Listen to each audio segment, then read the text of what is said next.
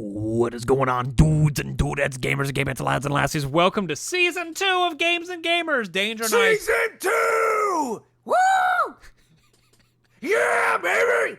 Let's go! Danger and I have moved. We've got a nice new house. We got to thank our good old friend Mood Goring. Name. I won't say name, but... Absolutely, Mood Goring. Absolutely. Look at the plate. Look, there's me! I got my own chair! Danger's playing prop hunt. Meanwhile, I am playing games in the living room. You can't see me. Yeah, here's the thing. Is I like the idea of you're just sitting there, the eyes very noticeably blinking. You can't see me. You're talking to yourself, but you can't actually talk to yourself, so you're just whispering out loud. Yeah, You can't see me. You can't see me. Yeah, but dude, absolutely, this is very cool. We have had this in the back for like good maybe 2 months, maybe. Like we've had this for a minute, and About a month. About a month. I think it's been more. I swear it's been more than that because it was before you came here, and that was like 3 weeks ago. It's been a while. I'm pretty sure it's been more than a month. Okay, she delivered it to us on the second to last day of March, so March 30th. I thought she delivered it on like the first 2 days of April. Yeah, no. So yeah, but dude, all of our trials and tribulations things we have bested. Yes, people out there, I indeed have bested Alistair from Has Been Hotel. His staff is mine. Where is it would be in the one with us three? Where is the one with us three? Where did it go? There it is. Are you really struggling to find it? Yeah. Man, can you believe that I have fought both? I fought Cloud, I fought Alistair, I fought Shepard, I fought Clementine, and I fought fucking God from Silent Hill and beat all of them. Danger, what have you done over there? You stole a Pokeball, you have a Mario block, and you stole a Chaos Emerald? I had to get, if I was to pick any games that were like very iconic to me as a kid, Mario, Sonic, and Pokemon. Those were my go-to games when I was a kid. Those are my origins, and they had to be there first. I have a few ideas of what what's going to be the next 2-3 items. I definitely want to try to attempt to carry all the items from the other place onto this shelf, but for the most part, we'll see. Because it isn't too much. It's like you have a hat, it was like a hat and a materia. So I could just get those there. Materia could be on the top shelf. It's just a little ball. It's literally just a ball. Literally just a ball. Literally just a little ball. And then what I'll probably do is the materia, the hat, and then I'll figure something else out. Yeah, I love this. I think this is great. I think this is a good way to sort of increase production moving forward with the channel. Also, cool news. I could start actually playing games. I could actually start. Oh my god, this is groundbreaking. Games and Gamers. I could start being a part of Games and Gamers again. Danger's been gone for like a year off Games and Gamers. Now I won't be alone. Yeah, okay. So, as we're recording this, it is May 6th. As we're recording this, the first week of June, my schedule should be more consistent. I thought we were saying the first week of June, I will start maybe playing games. I'll start maybe playing games. No, it should be more consistent. It should be a lot easier to do. I'm turning around. I'm putting pedal to the metal on the channel. I have delayed it for so long, and I'm finally turning around and trying to get this done, and I even have people to help me with that. So I am totally ready. I am going to try to get this done, and I want the channel to be what I imagine it to be, and I've had a lot of fun working with my friends. But, Games and Gamers, I'm super excited to be back. I'm super excited to play this, and I'm very, unfortunately, let's move on. I need to play Kingdom Hearts again. No, we're going to this year. I promise you. We're playing Kingdom Hearts this year. Yeah, Kingdom Hearts is one of those lists of game series that I want to, at least for the initial titles that I want to play and get done. Yeah. I want to play them. And Silent Hill. Speaking of Silent Hill, we can go into What the Media. Danger, what have you been doing before I go into all my nice media-ness? What the Media, again, as usual, it's just working on my channel, pretty much. But, Sonic 3. Sonic the Hedgehog 3. Did you see Sonic Frontiers 2 got announced? Did it? Sort of. The people who are working on it have talked about Sonic Frontiers 2 is possibly in development right now. I saw a tweet about it yesterday. Ooh, bro, I have. Have you even unwrapped Sonic Frontiers? No, because I don't want to start another game before I finish. You don't have to start it. You can at least unwrap it, let it breathe, it's suffocated. Nah, I want it to be fresh out of the box whenever I put it in. But yeah, dude, I'm so excited. I want to play the game. I am for the most part unspoiled. I do know about a few of the big things, but I really want to play it. Dude, Sonic 3, legitimately. So Knuckles, have you seen the Knuckles show yet? I have not. I have heard mixed things about it. Apparently, there is, I don't know if it's true or not, but there is a hint in the Knuckles show that leads to the movie. I don't know. I haven't seen it. I'm sure it does. Like the very final, like it is. Yeah, absolutely sure. Because with the thing they had in like the first film and the second film, I would not be surprised if they had something in the show. And there was some supposed leak, which I saw on a TikTok and started doing a little digging, which is the funniest thing ever. It was I don't know if this is true or not, but it's regarding movie 3. Sonic, Knuckles, Tails, and all of them are sitting eating dinner. Sonic gets a weird feeling, and he looks out the window, and Shadow is just staring at him. Like, dead fucking face, just, I'm gonna kill you, I'm gonna rip you apart in your sleep. Sonic, like, rubs his eyes, and then and Shadow's just gone. So it's making it seem like a horror movie. That seems like a Flash animation you'd see back in the day. But yeah. So Sonic 3, like with all the stuff we've been seeing. Also, the fight choreographer from the Turtles movie, not the newest one, the Rise of the Turtles, the Rise of the Teenage Mutant Ninja Turtles, that movie where they're versus Krang. That fight choreographer is going to work on the fight between Sonic and Shadow. I am so excited for this movie. And dude, like the second one was way more interesting than the first one. And the first one was already pretty good. Second one beat that. I'm hoping the third one beats. I hope it's R-rated, and when Shadow first fully appears, he shows up on a fucking motorcycle with 2 Uzis and just says, "Fuck you, Sonic."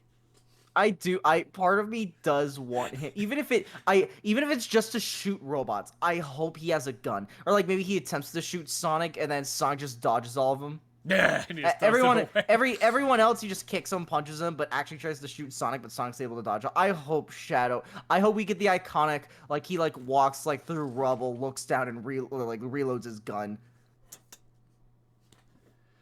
Yeah. Also, if I'm correct, and like I think Shadow like shotgun reloads an Uzi, and I'm like, I don't think that's how you reload. Yeah, it's in his opening. It's in like the opening cinematic for Yeah, I was like, that's an Uzi. It's not an Uzi. It's a shoozy. You know what? That is what we're going to call it. Anytime he takes an Uzi and reloads it like that, we're calling it a shoozy.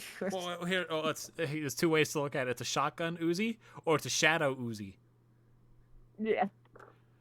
All right, well, my media, since we're going into this shit and talking about Sonic for too fucking long, I've gotten more games. Of course. Why wouldn't I? Of course. Some of them I'm actually super hyped about. I went and got Clock Tower 3. It's sitting on my shelf behind me, which I'm excited for that one. I got Manhunt 1 and 2, which are also on my shelf. What else have I got? I actually don't think I've got that many games recently. I got 2 others. You randomly one day sent me Deadly Premonition. Yeah. Deadly Premonition. It's been one I've eyeballed for about a year. It's an open world survival horror game that actually has city progression, which is kind of cool. Say Deadly Premonition. The second after I said that, he pulled it out of screen. He pulled it from asking right as I had it right there because it has it on my shelf. shelf. He had it on hand. Yeah, because I remember you texted. I was like, oh, we're going to have to. This one's a fun one because basically what I'll tell you, I won't spoil shit. Xbox 360, I'm able to play it. It's also on PS3 if you get yours working, but it's a director's cut. This is the original one. Anyway, this one's cool because it actually has progression to it. Like your character, Rook? I can't remember his name. What's his name? we'll call him Rook.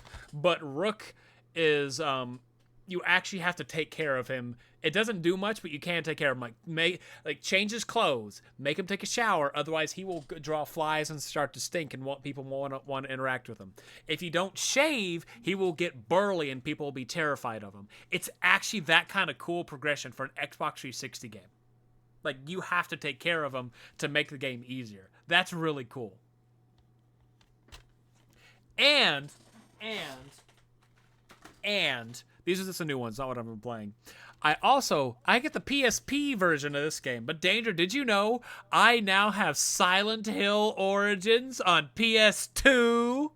Oh my goodness. It's gonna be so much better on the PS2 than the PSP, because as opposed to a screen that's like maybe 3 inches long by like 2 inches tall, I got my fucking like 22-inch TV. And games, and then games I've been playing Stellar Blade, which is actually really fun. The combat's, I'm not far enough in. I'm like 3 hours in. The combat I'm actually enjoying, and Chicken Police. I think I'm about to beat that game. If not, I'm at like the halfway point of that fucking game. Didn't you say that was like the dumbest game ever played or something? It is, but things are slightly starting to get interesting. Okay. There's a whole subplot. A plot of it right now where the lady you were asked to help might be involved with the mafia, might be a frickin' last surviving member of a Russian family royalty that was killed. Your ex-wife is in cahoots with these people, theoretically. It's kind of getting interesting. As stupid as it is, it's getting interesting. What else have I been playing? Been everything on all-around gaming. Kingdom Hearts, Star Ocean, Shadows of the Damned. Shadows of the Damned is so fucking stupid. It does not take itself seriously. At all. Like, Danger, let me spoil part of it for you. Because we're not going to play it. I don't want to play it, for at least on the channel, for a long time. Your main weapon is a pistol. Do you want to know what your pistol's called? A pistol. The Boner. Okay. It gets worse, because you get an upgrade, and this is called the Hot Boner. That can shoot out a hot, sticky substance onto enemies. Then you put... That is word for word. Shoot a hot, sticky substance onto enemies that they cannot wipe off. I hate that fucking game so much. I've laughed too much. Everything's a sexual innuendo, and it's so weird. Like, when he opens a door, he will, like, grab his thing, he'll, like, put the Johnson, his sidekick's name is Johnson, shove it in the door, and he will, like, air thrust to get the door open. It's so bad.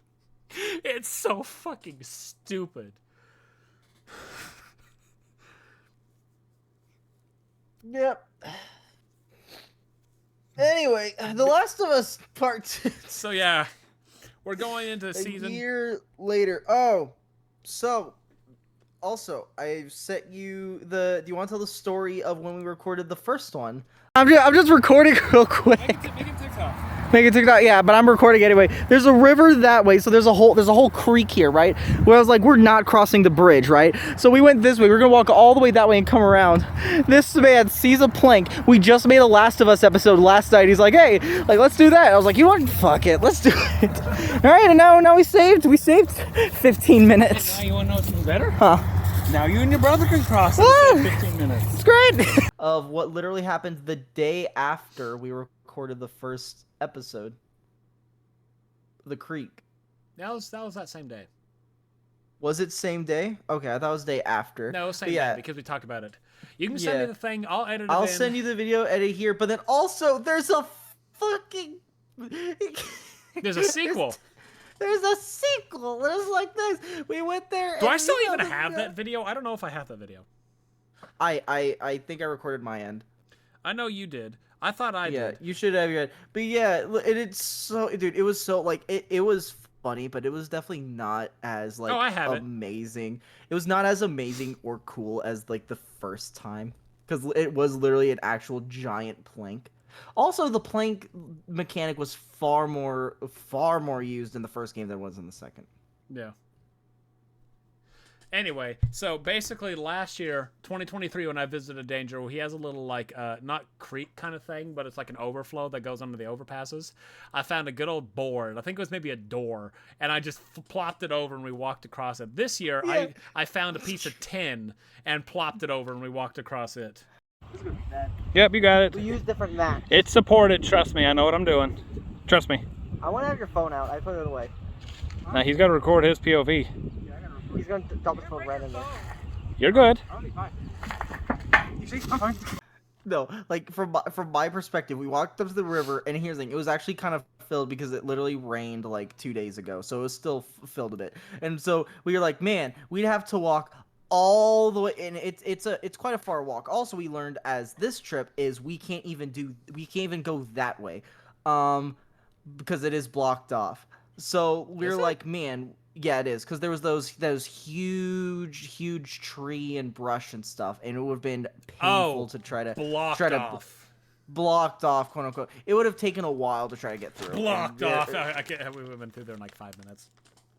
Yeah, five minutes. Yeah, but anyway, yeah. So what happened? We'd have had, and here's the thing: 5 minutes to get there would have taken like 10. So it's like we're like, but yeah, we looked around, and then like we looked over at a board. There was a huge plank right there.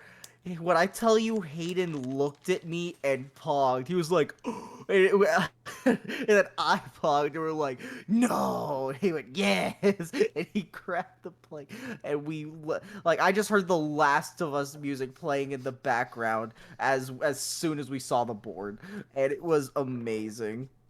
I wish I recorded the initial bit, man.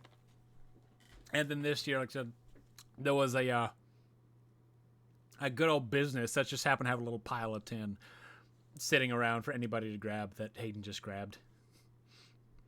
They're gonna go look for it. Why the fuck are we missing a piece of tin? Who just steals tin? And only one piece? That was great. We're gonna have to do it again next year. We need to find a ladder next year and do it. Yeah, just bring a ladder with. Let's go to Walmart. Just have it strapped to our back. Let's go to Walmart, buy a ladder just for this purpose, and just lay it down there. Hilarious. But yeah, we're going on after season 1, starting with The Last of Us, for our actual first episode of Games and Gamers. We're not going to count our pilot. We're going to its sequel, The Last of Us Part 2, released in 2020, and also won Game of the Year 2020. I want to preface this right now.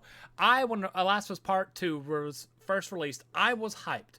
I want to say I think I was still in high school when it got announced. Yeah.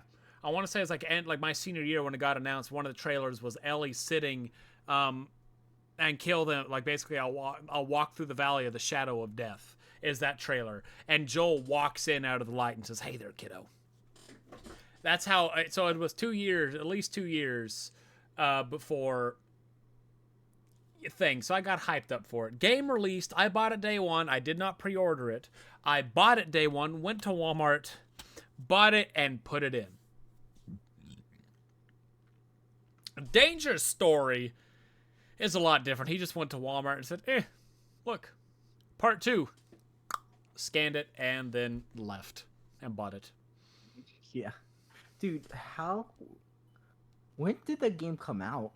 Which one? Part 2? Part 2. 2020. It's really, man, I guess it has been 4 years. Yeah, I know. 4 years. And can you believe this game even got a PS5 remaster this year?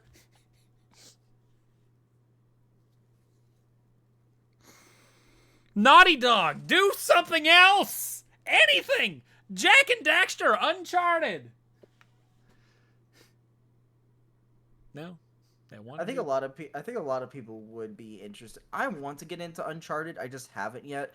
On PlayStation, if you have the Plus, you can play like almost every single one. Yeah, the Uncharted collection. I got it on my shelf. Yeah, I need to play it. But there's so many people who want another Uncharted. I want Jak and Daxter to get revitalized. I'm sure they will. I'm telling you right now, that is the break glass if need money. That is, there's a lot of game companies have that. So where it's like the longer they wait, the more money they're gonna make, and if they need to break the glass, they will. So I imagine it's entirely that they're just waiting for some reason. Because Ratchet and Clank got revitalized and is now brought back. Had a What was it? It had a reboot. It had a movie based on the game. Well, how the fuck was it? It's a movie based on the game. Based on the game. Then they had Rift Apart. Yeah, I remember seeing the.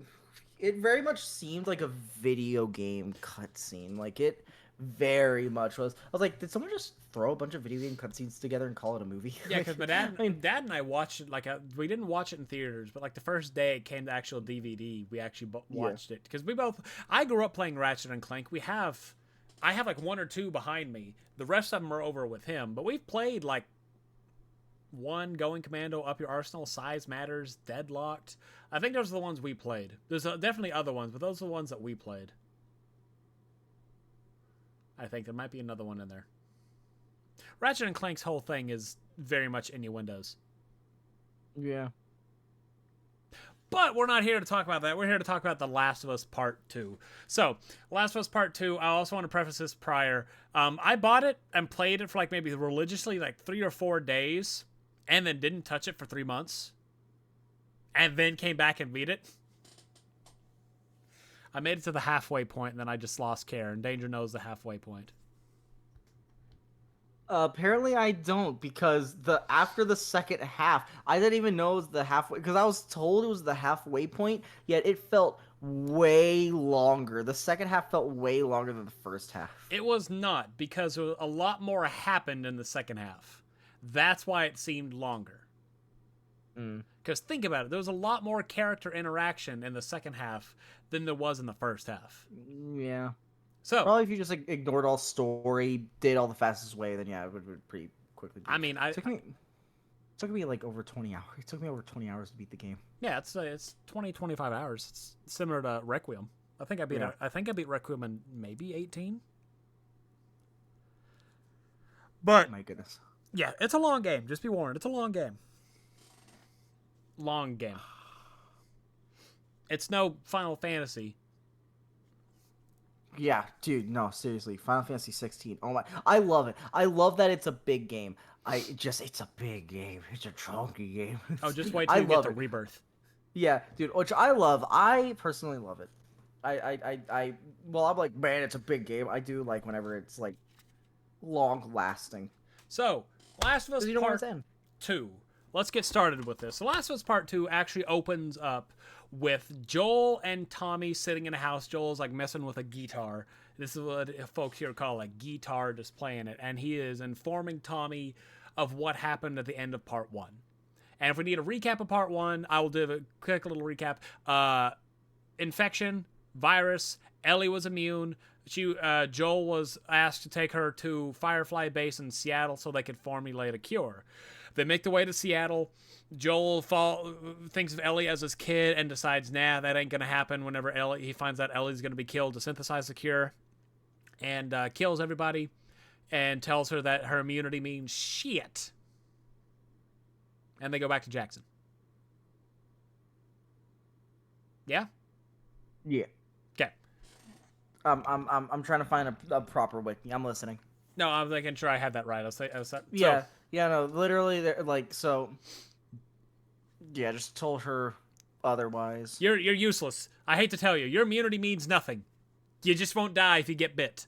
So, they're basically... And then Tommy's like, geez, man. Oh my God. I mean, I won't tell. Yeah, he's like, basically, I won't tell anybody about it. They ride their way back to Jackson. Okay, I found the IGN wiki. Thank you, IGN. Never think IGN. Too much water. So, they make their way back to Jackson. And after they make their way back to Jackson, this is where Tommy says, hey, I ain't going to tell nobody. And Joel goes to find Ellie. Walks in, knocks on her little house. I don't know if this is her house or she kind of like has a little like side house, but I think this is like her house she lives in. Like she has her own. Knocks on the door and said, hey, kiddo, I want to show you something. She's trying to push him out. You can definitely tell there's a bit of tension right there. A little bit of tension, because she at this point she kind of has a feeling what's going on, and I'm sure you know that this scene happens long before all the cutscenes, correct? Like the flashbacks. Yeah. Okay, good. So Joel then, and probably one of my favorite parts of this game, says, "Let me show you something. This will be really quick." Pulls out his good old guitar, and he starts playing. What the fuck was the song? I actually have it in my playlist. If I ever was to lose you. No, I know this. I need this, like the song itself. I'd surely lose myself if I ever was to lose you. I don't. It's "Future Days" by Pearl Jam. That's the song. "Future Days." Our future days. Yeah. So sings it for her because he promised at the end first one, I will play guitar for you one day. Plays it for her, and then they say, "This is yours now. I'm going to teach you how to play what folks here call a guitar." Cut to present day. Yeah, cut to present day. It's it's another morning. Ellie wakes up in bed. As Ellie wakes up in bed, her door is getting knocked on by a fella named Jesse, and they're going out on patrol. Ellie's kind of now become her own little person, and Jackson, the people's like, they trust her. She knows shit. She survived. Yeah. I think that's the best way to do it. She survived better than them. Don't you think? Yeah. She's definitely killed probably more people than they have all together. So, Yeah, probably. she gets dressed, puts on her clothes, gets her knife, and goes on the thing. And they start talking. Jesse and Ellie start talking about the night before. Apparently, there was a little bit of an altercation where Jesse's ex-girlfriend Dina kisses Ellie, and some dude named what's his name, because I don't remember his name, Seth. That's his name. Says some mean shit. Joel steps in, says something back. And then Ellie's just pissed about it. They're now trying to go find Dina, because Dina's supposed to be the other person on Ellie's routine. Her, what word did I say? What the fuck? Patrol, that word. Sorry. The case is in front of me, so I was brain dead for a moment. So yeah, they find Dina. She is playing. No, as they're on the way to Dina, they stop by the diner. Seth gives her breakfast, gives her a sandwich. She very much hates him. It's very much obvious. Then they go find Dina. Dina's having a snowball fight with children. Ellie joins in. You can either win or lose. Dander, did you win or did you lose? I won. Good. I would have been so disappointed if you lost to those fucking children. Dude, those snowballs are heat-seeking. Dude, legitimately, there was one kid, and I threw a snowball, picked it up. The kid tried to run, just threw another. So I just chased out a single kid. Snowball, snowball, snowball. Just Cloudy with the Chance of Meatball snowball scene with the ice cream. Just that's what it was. And yeah, I had that in one of them. I want to say this one I actually did one of them. Because there was one time, like, I don't know why the system, it fucking glitched. I got hit with, 7 snowballs all at once. Like, it was just, all right, I pick one up, throw one, pap, pap, pap, pap, pap, pap, pap. What the fuck happened? I was the scene from Elf, bro. I was throwing them left and right. So, yeah, you two then go on your patrol. You get Dina, go on the patrol. It's a little awkward, kind of not awkward. Like, you can definitely tell they like each other. So the awkwardness is kind of sort of there, but it's also more of like a sexual tension awkwardness. It's like, I want that kind of thing. You think that's the best way to phrase it, Danger? Danger? Sure, man. I forget Danger doesn't like anything sexual related in video games. I forget about that. It ain't my go-to. It ain't the go-to. Oh, then I bet you fucking love the boat, huh? The boat. The boat scene. Oh, dude! Oh my god! That scene lasted way too long. It came out of fucking nowhere. Out of fucking... I was like, whoa. Dude, I started playing Five Nights at Freddy's. I had to keep pausing, looking around, make sure to continue playing it, dude. I had to keep looking. I was like, this cutscene's not to focus forever. Oh my god! And I was playing FNAF for like 2 minutes, just trying to get the scene. Anyway, so I was like, oh, surely they're not going to show anything. I mean, they went into more detail than I thought, but not as much as they could have. Oh, thank goodness for that. So yeah, I had to literally show my ID to get this game. Yeah, it's an M-rated game. Both of them are. I know. So anyway, as they're going on the patrol, I believe as they're getting ready to go on their patrol, this is where things swap over, if I remember right. You are another lady and her little group of ragtags sleeping in a cabin. And one guy wakes up lady in the middle of the night and says, hey, come with me. I got something to show you. And they start perusing through the snow. And he's like, and you learn a little bit about them. They're on their own little mission. Don't know what the mission is. And he is leading her to somewhere. Maybe death?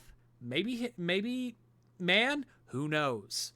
Lead on for a little bit until they stop looking at Jackson. And he's like, hey, we're not prepared to take care of this. There's maybe a dozen or so of them, that are with this group. We're not prepared to take care of this. They see this, they're gonna want to turn back. We should give up now. And then girl's like, yeah, no, that's not gonna happen. And then after he goes back, she's like, you know what? Fuck it. I'll do this myself. Then the switching back and forth is the weird part. Like if I get confused on some switching back and forth, and that these scenes play out, but they may not play out like scene for scene as how they actually happen in the game. Because I believe after this is when it swaps back to Ellie and Dina, correct? Swap, what? Basically, it swaps from Ellie to her. Back to Ellie and Dina as they're actually going on patrol, looking around. This is where all the sexual tension and all that shit is. Yes.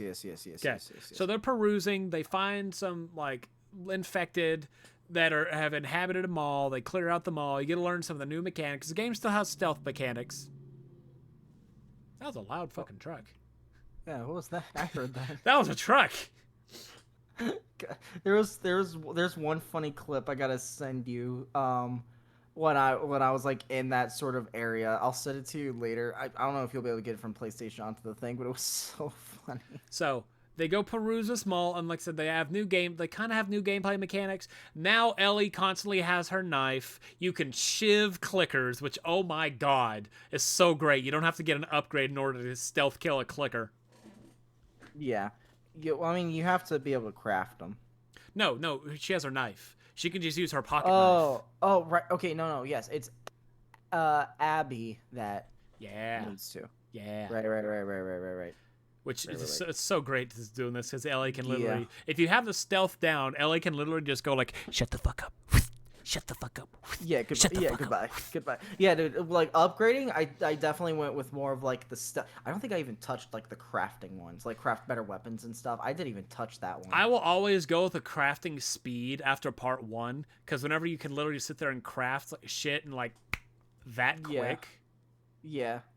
So I did increase the crafting speed, I think, for like some of the things, but it was mostly like the stealth route is what I went with, like the stealth weapons. Yeah, because I always went with stealth until stealth was no longer an option. That's the only right way to do it. So clear out the mall. You now have the ability to rappel, where you can pick up a rope, pick up a cord, pick up a fucking string of intestines, whatever, and you can climb up stuff, swing, and jump.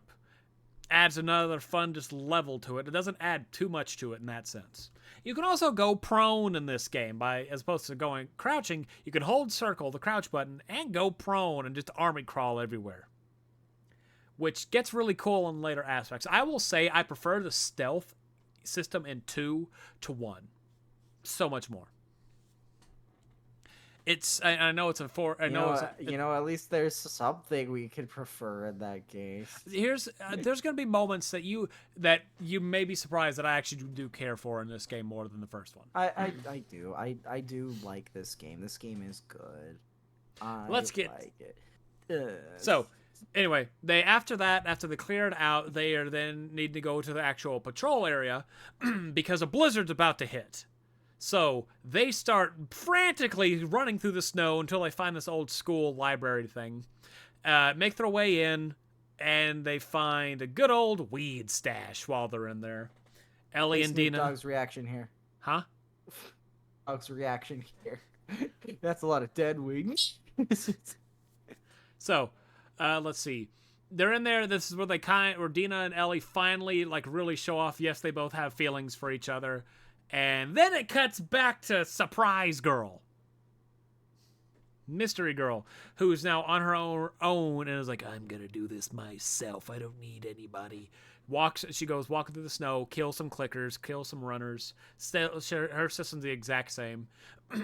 Until she gets, I believe, she runs into a horde.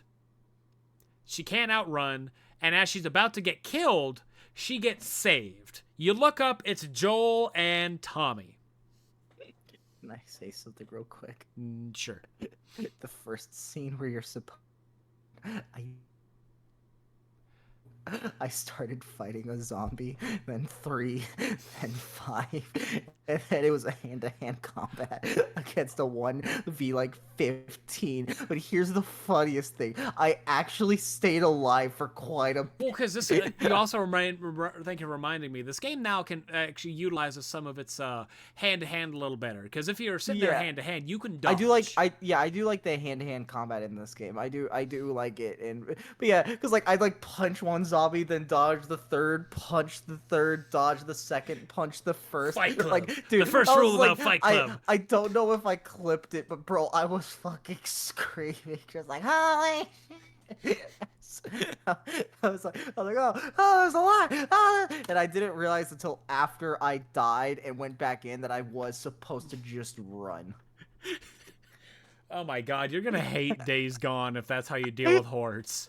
Well, because I didn't know it was a horde at first. Well, she said, shit, I gotta get out of there. She's like, shit, there's a lot of them. I then assumed there was like, oh, there's only like 6 or 7 others. 45 later. Maybe I should run. Maybe I should. Oh, man. So, anyway, she gets saved by Toll and Jelly. Toll and Jelly. Joel and Tommy. They run through some hordes. They find the way. They're in a little room. They all basically make their way out to where it's like their little safe, where Joel and Tommy's little safe place, they were saying. And she's like, and they ask her, hey, are you good? Yeah, I got some group here. Let's go check in on them. And you know what? We'll hang out to storm together. You guys saved me, so might as well. It's even Stevens. So they go to the place, which this here kind of goes against a lot of how Joel was in the first game. Going to, a whole place of strangers that they know nothing about. Yeah. Yeah, it goes against Joel. Like, Joel was... What immediately plays in my head is the scene from The City, where there was that guy, like, asking for help, and I was like, we should help them. No, we don't. Like, he ain't hurt. Like, exactly. And then pedals to the metal right at him. Exactly, because this one... This is where they made Joel senile almost, because these are absolute strangers. The world's still trying to fucking kill you. You don't go join anybody. You don't go hop in a car with a stranger you just met. The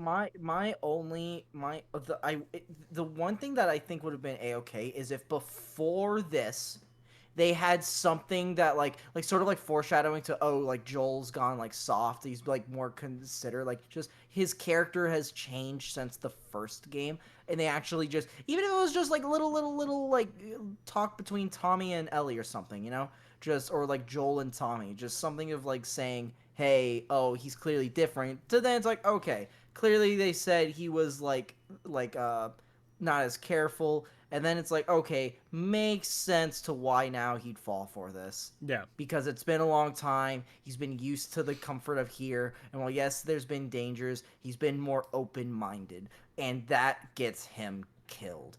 Then it would have not only been like, oh, now there's an explanation. You just spoiled some part of it. It's the fuck... We're getting to it, Danger! Alright, you can cut it out. So... yeah, they make their way to the cabin, this whole little mansion cabin thing, log cabin, and as they come in, everyone's like, hey, Abby, are you okay? Yeah, I'm fine. These two helped me. hey, thank you guys for all the shit you've done. Thank you. What are your names? It's Joel and Tommy. And the moment Joel says his name, all of them in the room look at him. Like, oh, Joel? And then he gets his fucking knee blasted by Abby, the girl. Oh, yeah. Oh, gone. Obliterated. There it goes. And then they catch him and drag him to the wall, knock Tommy out, and then it swaps back to Ellie. Ellie and Dina are sitting there like laying together. Jesse comes down, sees them, and it's really funny. There is a little scene prior, like at the beginning of the game, where Ellie says something about it's Dina kissed me, and Jesse's like, "You kiss my girl? We've been broken up for a week and you kiss her?" Well, no, hey, I don't care. Water under the bridge. I don't know why. This is just really funny. As like the moment it all happens, he looks at it as like, oh shit, they're really already together. Fuck. But he then informs Ellie, nobody knows where Joel is. Him and Tommy were supposed to show up and he's gone. We need to find him. So then he kind of have Ellie go into the location that they theoretically were. Don't know how exactly she tracks him down. But she finds her way to the cabin, makes her way into the cabin, unknown. As she opens the door, as she gets further in, she starts hearing Joel's voice, screaming in utter agony. Hold on.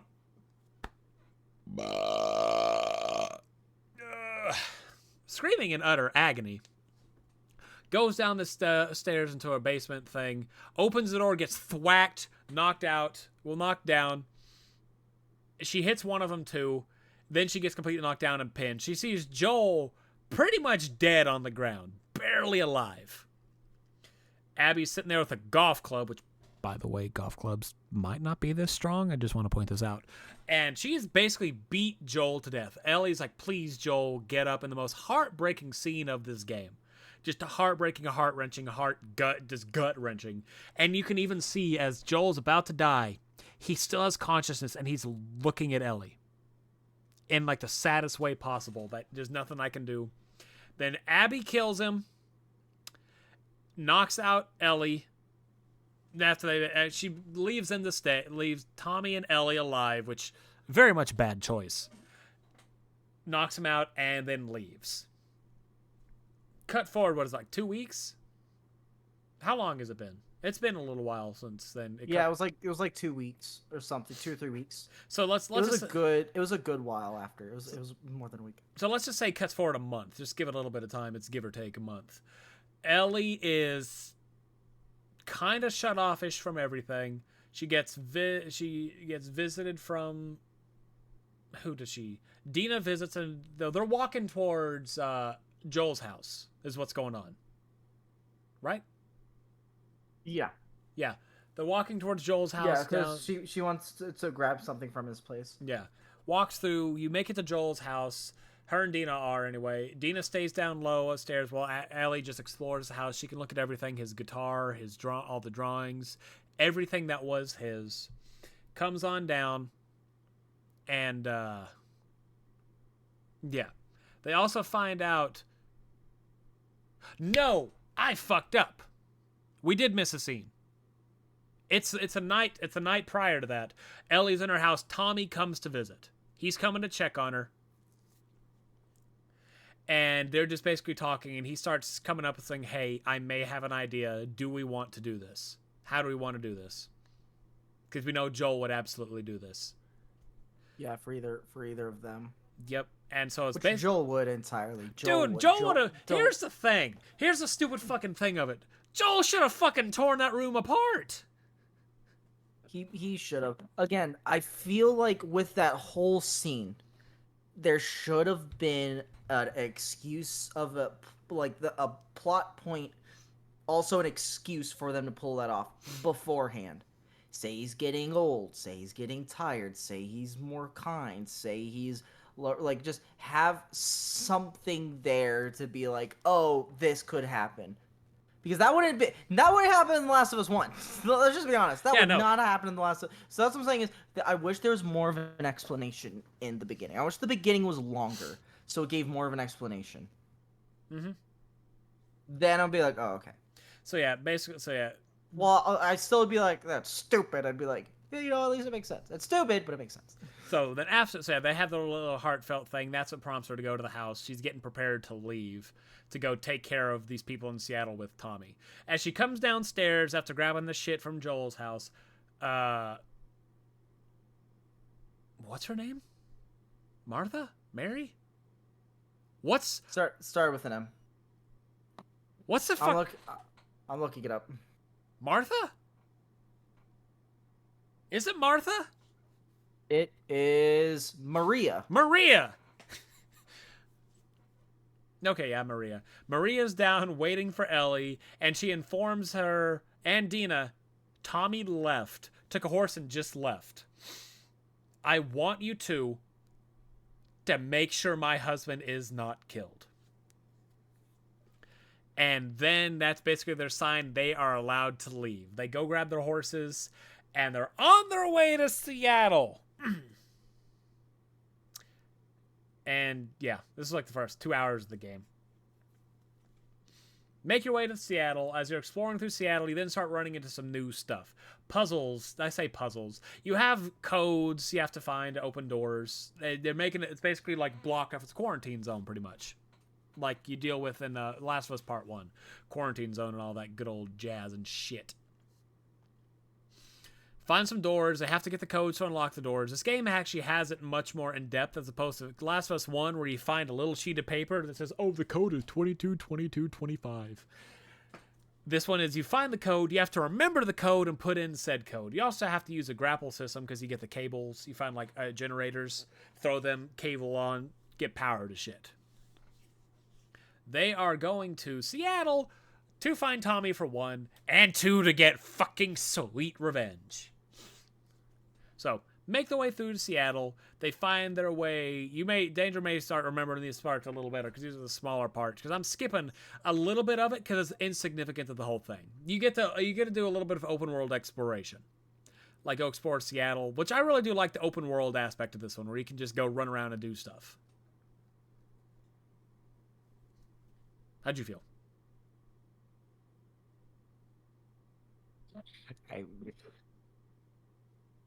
What?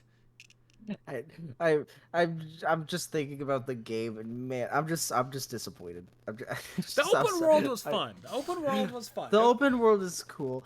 I will say this. That honestly probably was one of my favorite parts in the game, is the open world of the beginning, like just getting through the like having that map. Yeah. That map and actually being able to go around and dude, okay, one thing that I absolutely love in this game are all of the side stories and the world building.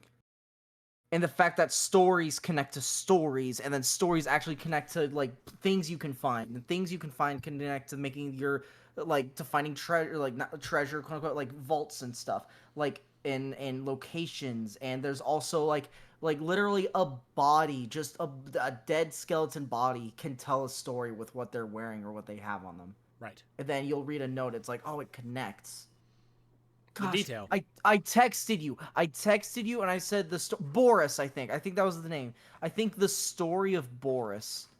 The most interesting story to me within this game was the story of Boris. I think that was the name. I think I remember the name correctly. It was Boris.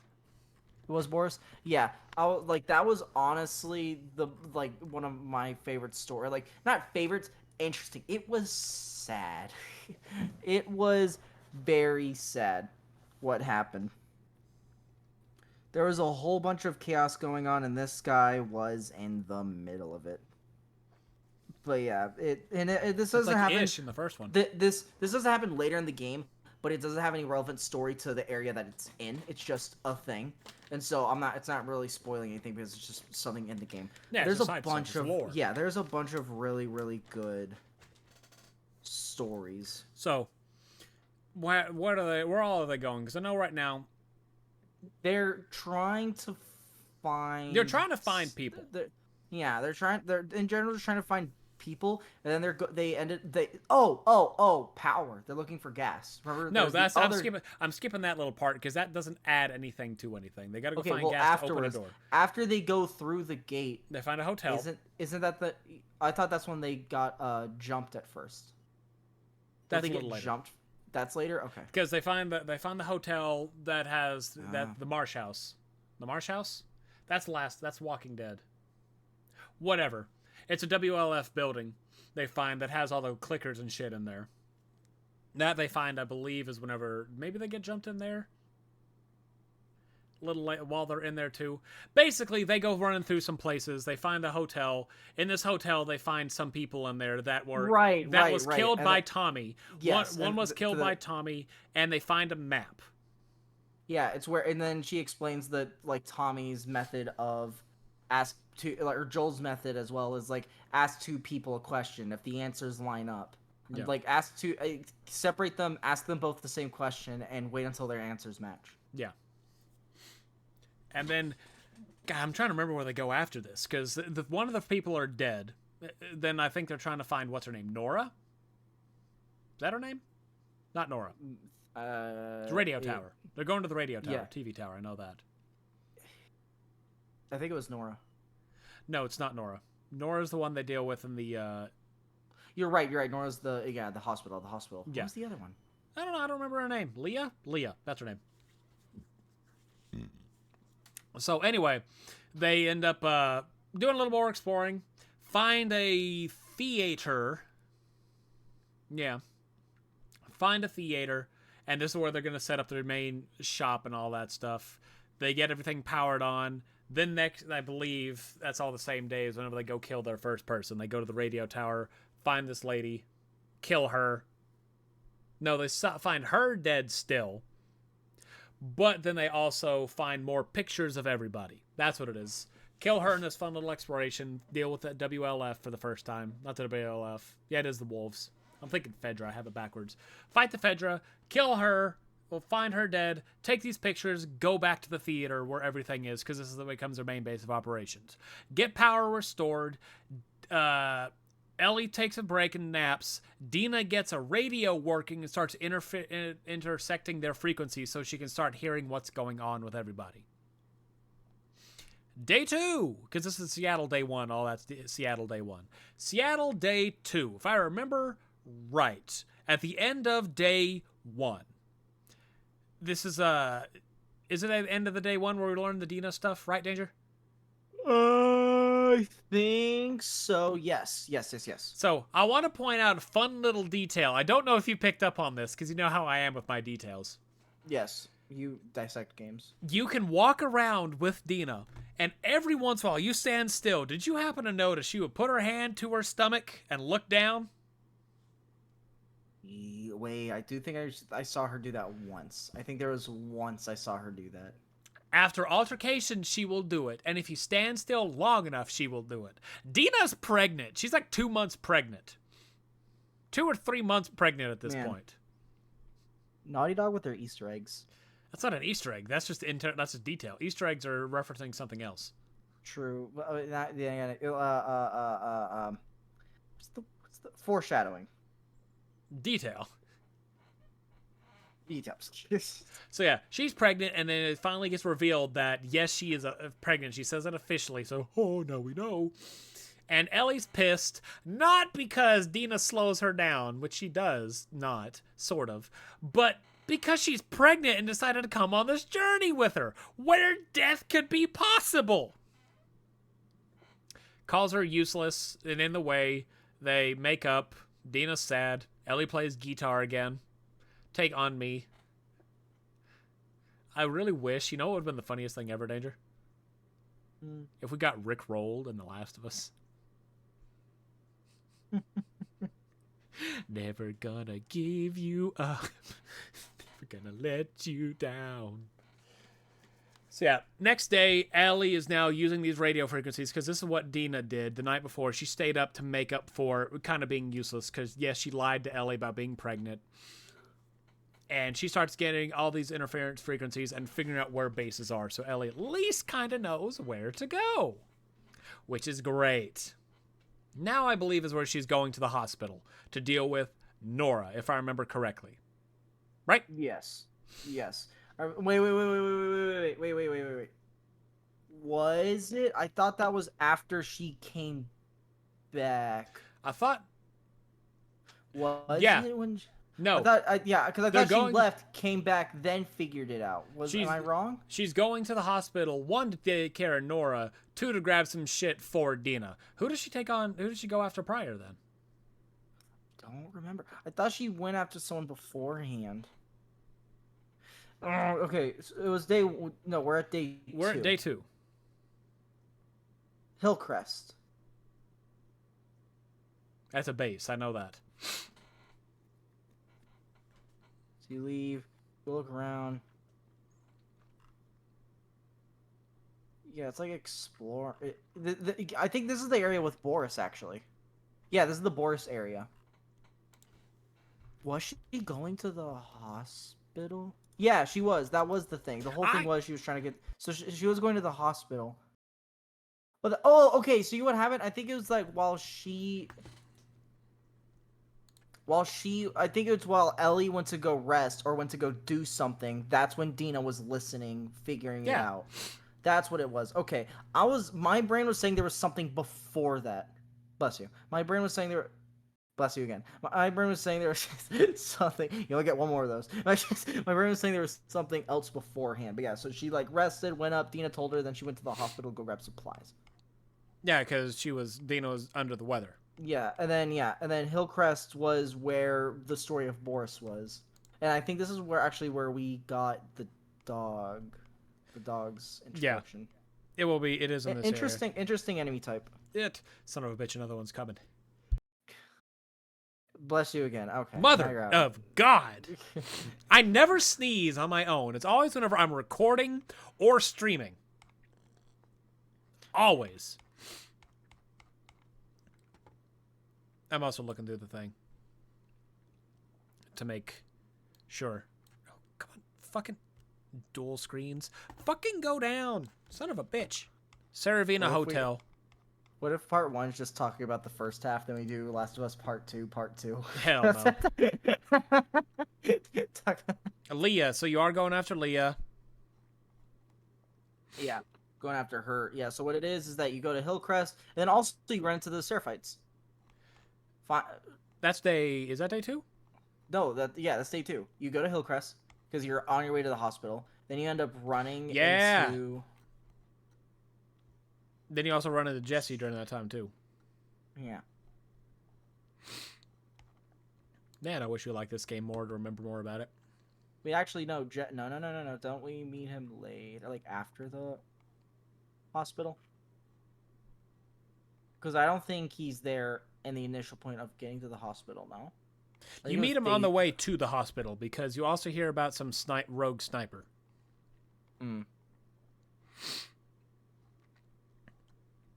Yeah, then you get back, and then you go to the hospital, run into Leah. We have to sneak through everywhere first, trying to find supplies. Then you run into Leah.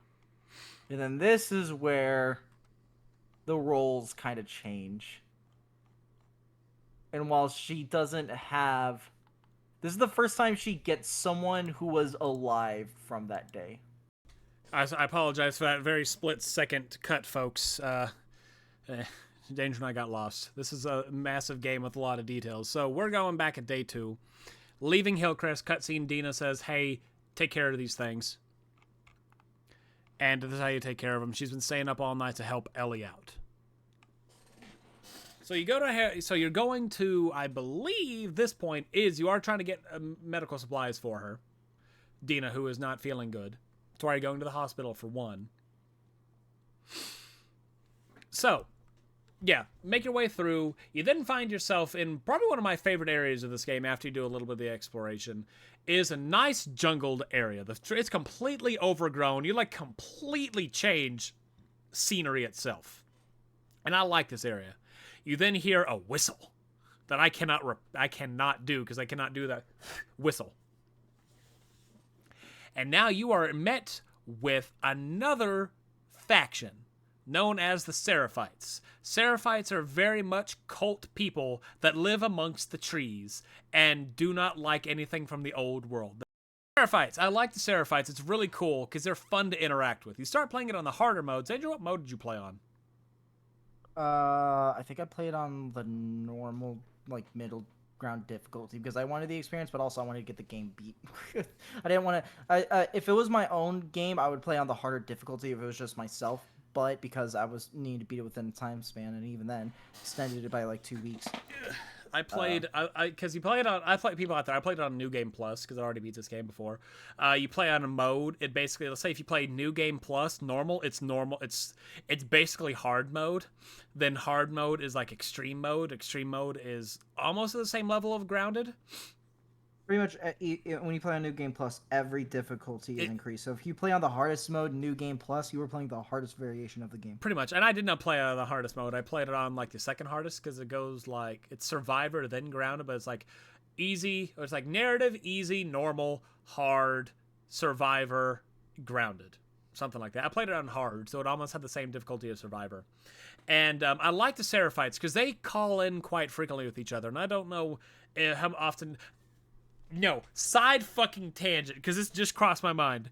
I want to go back to the first time I played this game, when it was riddled with glitches.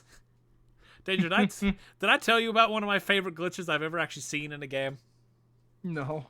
So, this is early... Wait, actually, maybe. You might have. You might have told me. This is early on after Ellie's kind of dealing with the...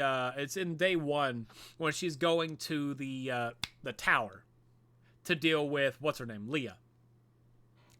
I was sitting there fighting these people, fighting all these wolves, and I quickly swap between my hunting rifle and my pistol back to my hunting rifle. Like it was an accidental just, oh shit. And the game glitched to where Ellie was holding the rifle out at her arm was completely stuck out. I don't even have anything to even...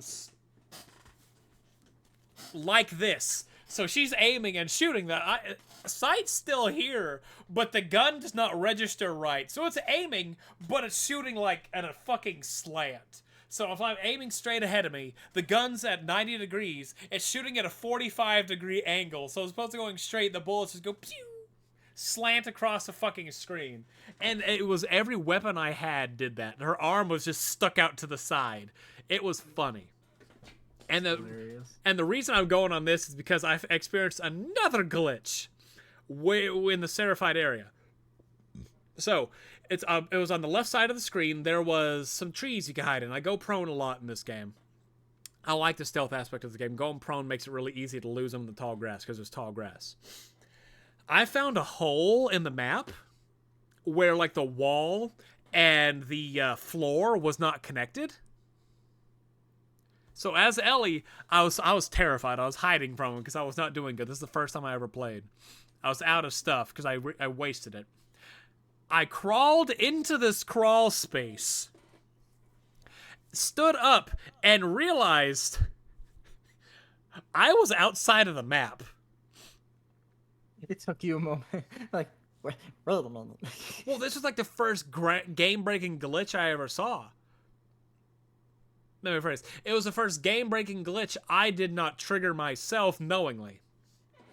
I didn't go looking a second time. This last time, if that glitch, if that hole was still there, which would be hilarious if it was.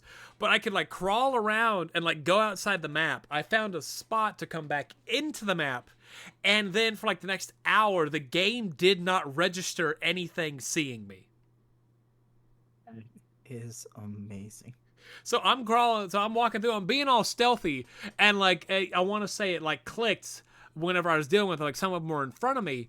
Maybe it was in the tower, actually, where, they start sweeping the place, and I'm sitting there and I kill one of them, and I see one that should have seen me, and I get no recognition. So it's like, that's weird. So then I started kind of toying around with it, and yeah, no, they did not register I was there. So I kill one, like they blast the shotgun and like point blank at one of them, and like, oh, there's something there. Everybody spread out, and they start looking everywhere. It did not register. It was the greatest glitch I think I've ever seen. It was so funny. Then the PlayStation crashed, and then I lost that glitch. Like the only thing that I did, it's not. I don't think it's a glitch. I just think it like exaggerated what happened. But what I was like, there was during one of the times where stealth was no longer an option, and so I was just kind of running in circles, just killing people left and right. I had the shotgun. I ran right up to them, shot them point blank immediately, and they cartoonishly opened out like a starfish and flew across the room. That's some of them. It was like it was in this game that tries to be as realistic as it can with the elements that it has, very cartoonish, and it was just super funny. We just went flying like a starfish. Yeah, it was bad. Like day one, there were so many fucking glitches. It was hilarious. I even ran into this one, which was weird, and we'll get into it, because this is in the latter half of the game, in the hotel. In the broken hotel, where you deal with the, the good old, like, right before the good old Big Bad, that's my favorite enemy in this game. I think you know what the favorite enemy of this game, I don't even have to say what it is. You just probably know what it is. Probably. So, make your way through the Seraphites and all their glitches. Kill them. You learn their threat. Very big threat. They're known as the Scars to the Wolves, too. And they're like their opposite factions, like Fireflies with the Fedra. Make your way into the St. Mary's Hospital. There are no collectibles in this section. Go walking through the hotel. Go walking through the hotel. Yeah. Go walking through the hospital. Find Nora. Chase Nora into an infected room. Like with all the spores and shit. Make your way through. You also learn of these new enemies called Shamblers. Which are like half bloater, half not bloater. They're really weird to explain, because what they do is they somehow know where you are. I want to point this out because this pissed me off this playthrough. So there's a time later on in Abby's story, later on in the game, that I kill one of them. I kill one of them in a very quiet manner. But it like slightly alerts it. I hide. I go to an entirely different area from where I was. And this thing, I don't know if it has fucking super smell or something, but I'm watching it through the hearing stuff, and it just follows the exact route that I took right beside me. Shouldn't have known I was there. No other enemy even knew I was there. The Shamblers are just annoying, and I don't understand them at all.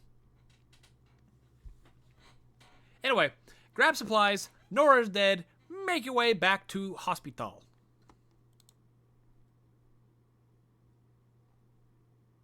Yeah. I will say I like the idea that the bloaters just evolved to the point of gaining a self-destruct system. Well, I don't know if those are bloaters. That's a weird thing. Because they're not as dangerous as bloaters. And it's like a different evolution, because they can actually see you. Yeah, they can.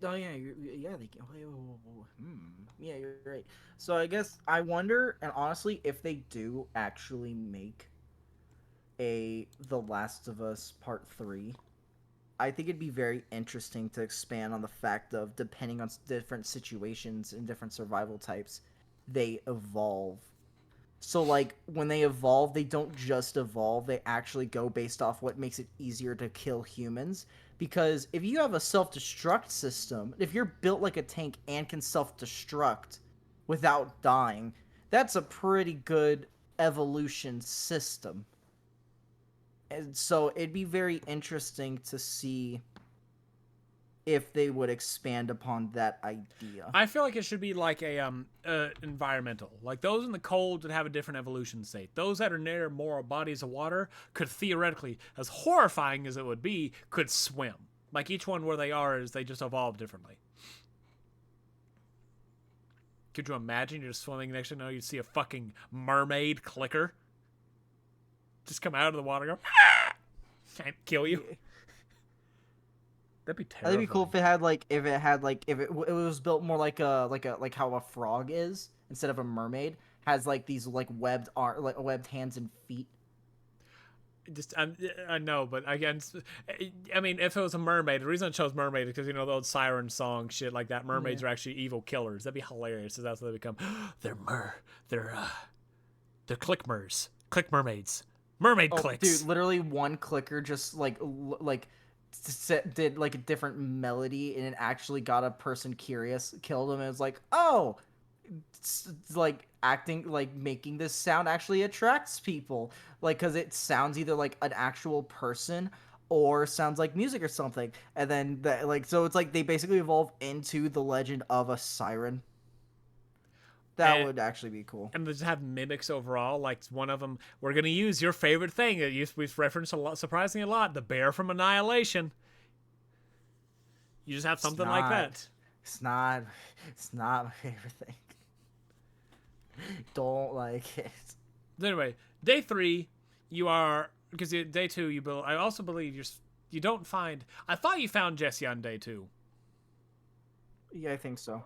Yeah, you found Jesse on. Then there's day 3. Yeah, day 2. Yeah, you told me you didn't find him in day 2. You lied to me. I was wrong. I was wrong. So yeah, you find Jesse in day 2. He's some rogue sniper. You think it's Tommy. That's where a lot of it comes into it. Is you're wanting to find Tommy to save him. Jesse comes along too. You find him, then they go to the hospital. They go to hospital together, and then everybody dies. Pretty much, death, blood, destruction. Ellie. Yes. Death, destruction, Ellie. I mean, think about it. It's not wrong. It's not wrong. I do want to point out something too whenever we get to it, because it was sent to me by on TikTok. Someone pointed this out, which is actually kind of terrifying if you really think about it. So you now know that theoretically the one you're there for, Abby and her like main group, are stationed in an aquarium.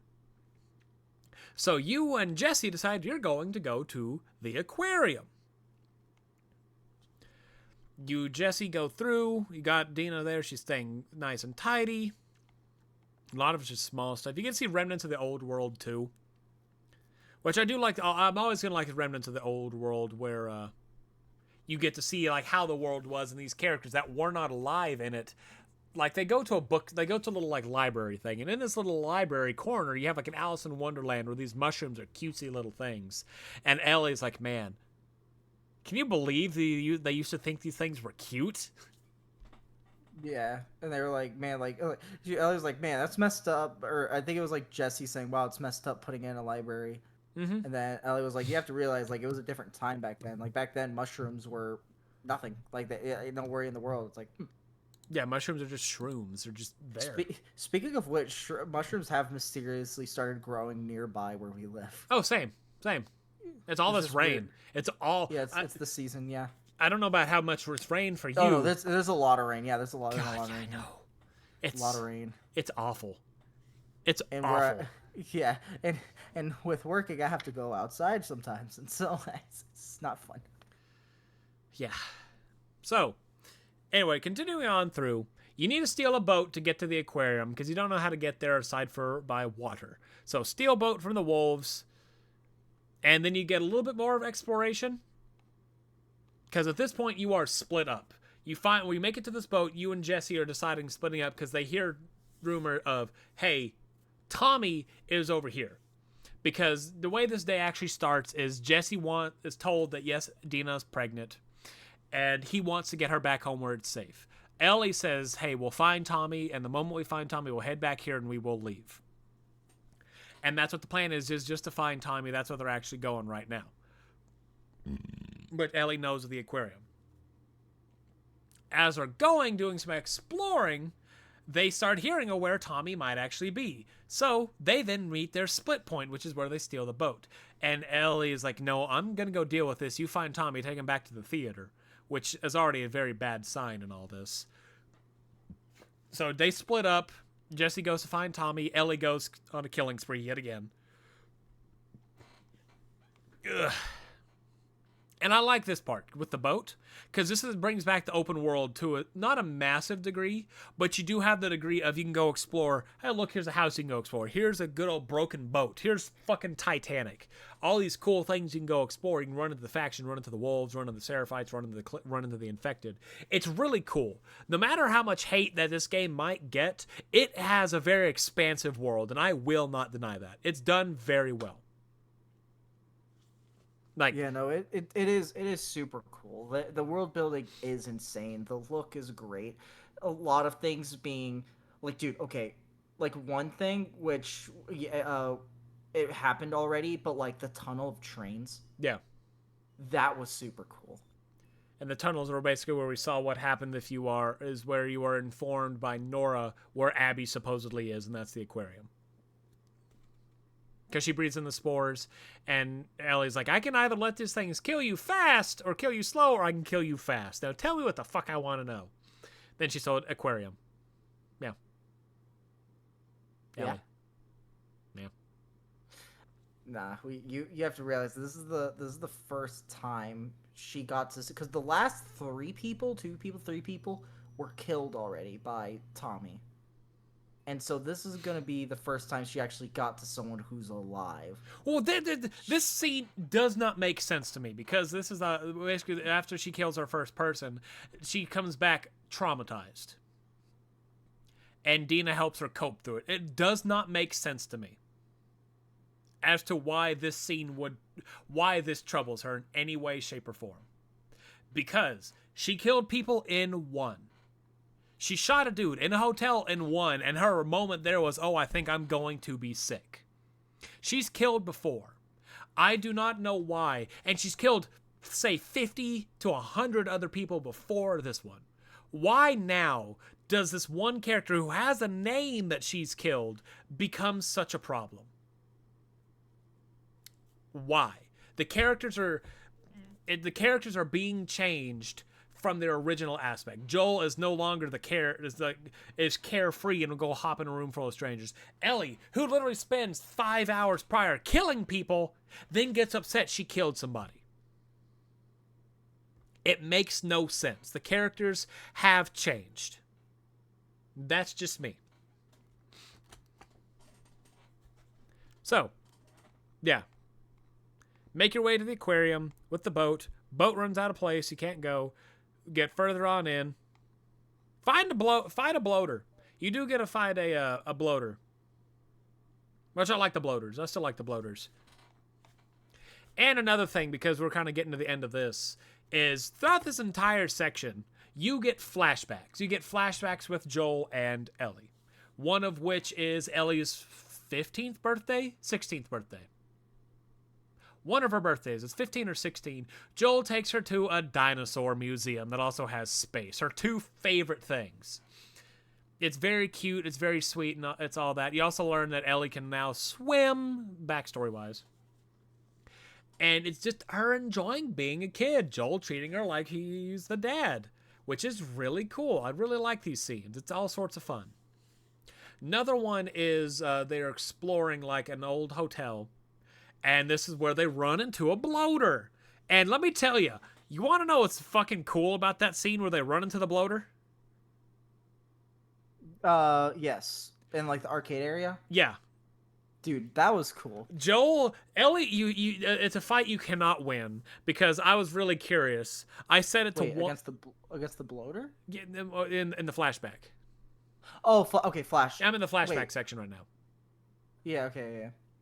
Oh, yeah. Yeah, and so because I got really curious. People said, I beat this once before, so I was really curious on what would happen. I set it to one shot, where basically one shot kills no matter what. And set it all up so nothing would happen, but this game still decides to say, fuck you, this happens. And I have Ellie in a corner. I shoot the bloater with the one shot in a corner. Nothing's in front of me. Literally nothing can see me. Nothing can get to me. I get grabbed from behind in this corner where nothing can grab me, which is stupid. I hate that that's how this game actually goes, is that. So, bloater comes over to Ellie after you break it off, sticks its nasty bloater fingers in her mouth and is about to tear her head off, and then motherfucking Joel, with his machete that should only have 4 hits, comes in and he just starts bashing this fucking bloater down with a machete. Literally kills this once massive threat in the first game with a fucking machete. And people could still think this man has the audacity to get gunned down. He killed a fucking bloater with a melee weapon. Fuck this game. The more I think about it, fuck it. Yeah. Then after all that, they're nice, heartfelt, and all that. This is the moment where they were trying to get some guitar strings for Ellie. she's talked with Tommy, and you can definitely feel some weird tension there. Then the next flashback is cutting back to Ellie running off to the hospital at the end of 1.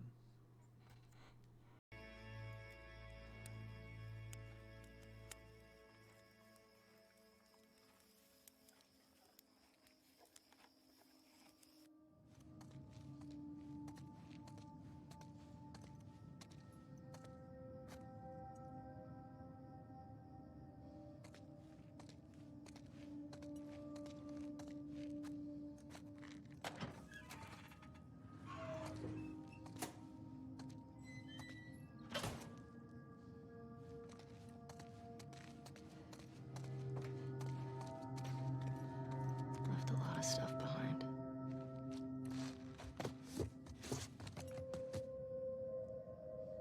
Come on. There's gotta be something.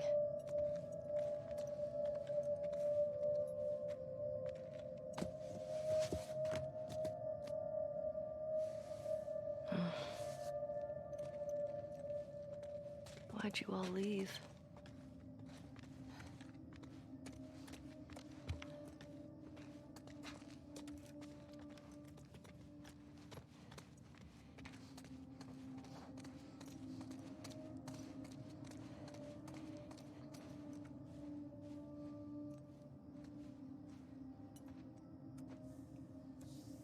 What is this?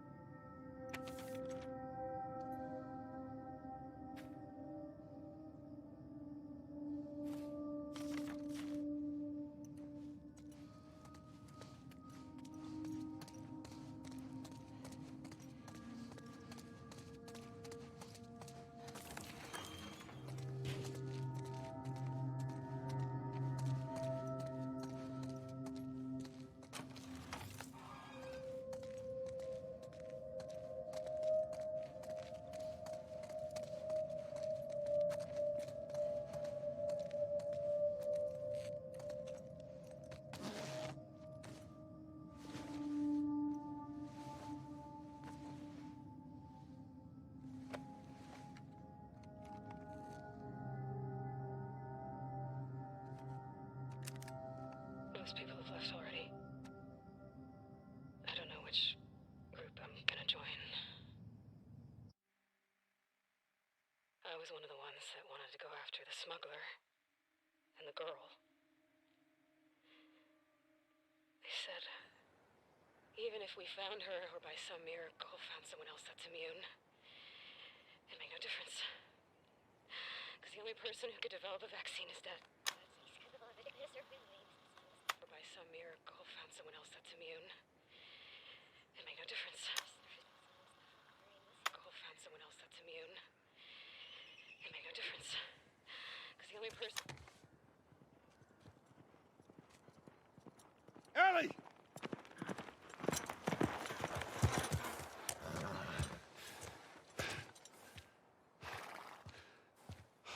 Come here. What the hell were you thinking?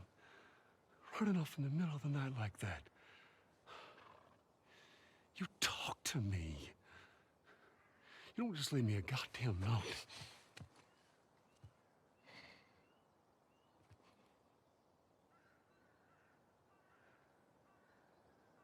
Tell me. What happened here?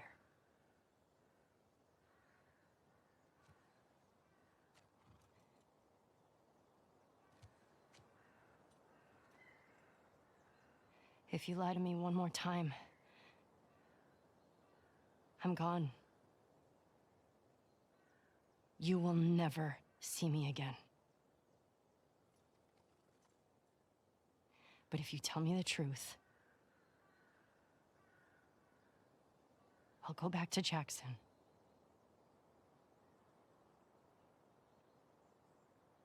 No matter what it is.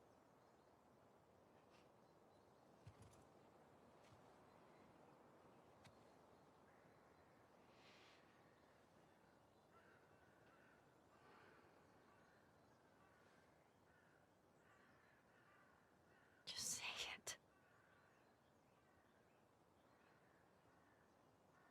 Joel.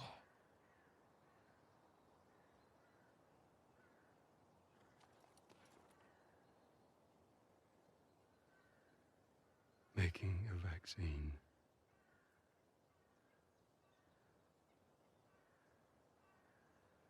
would have killed you.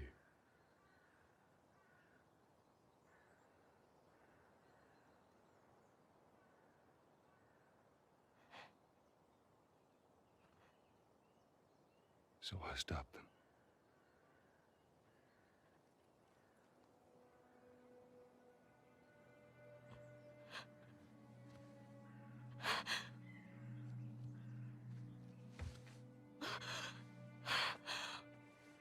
Oh my God.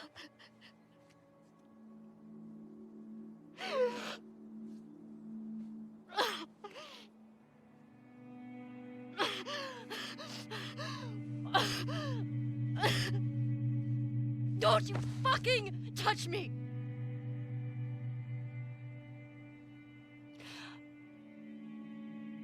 I'll go back. But we're done.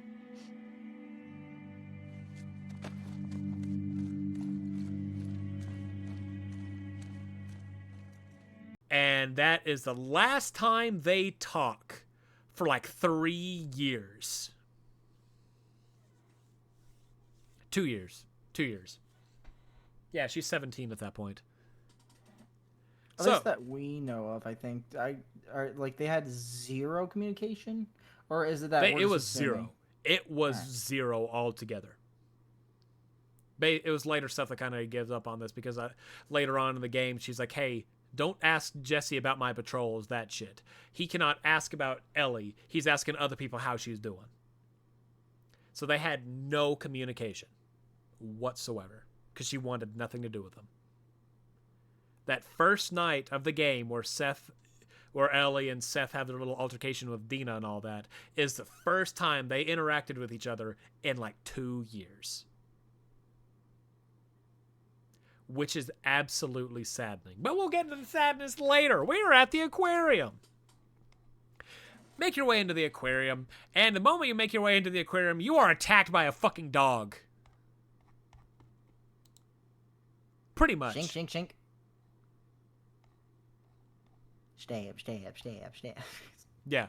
I'm looking at the park, and it literally says, "This section of The Last of Us 2 walkthrough covers the entirety of the park." All right, tracking lesson. And I know this is somebody entirely different. It's really stupid. But yeah, so you go into the hotel. You go into the aquarium. You kill a dog.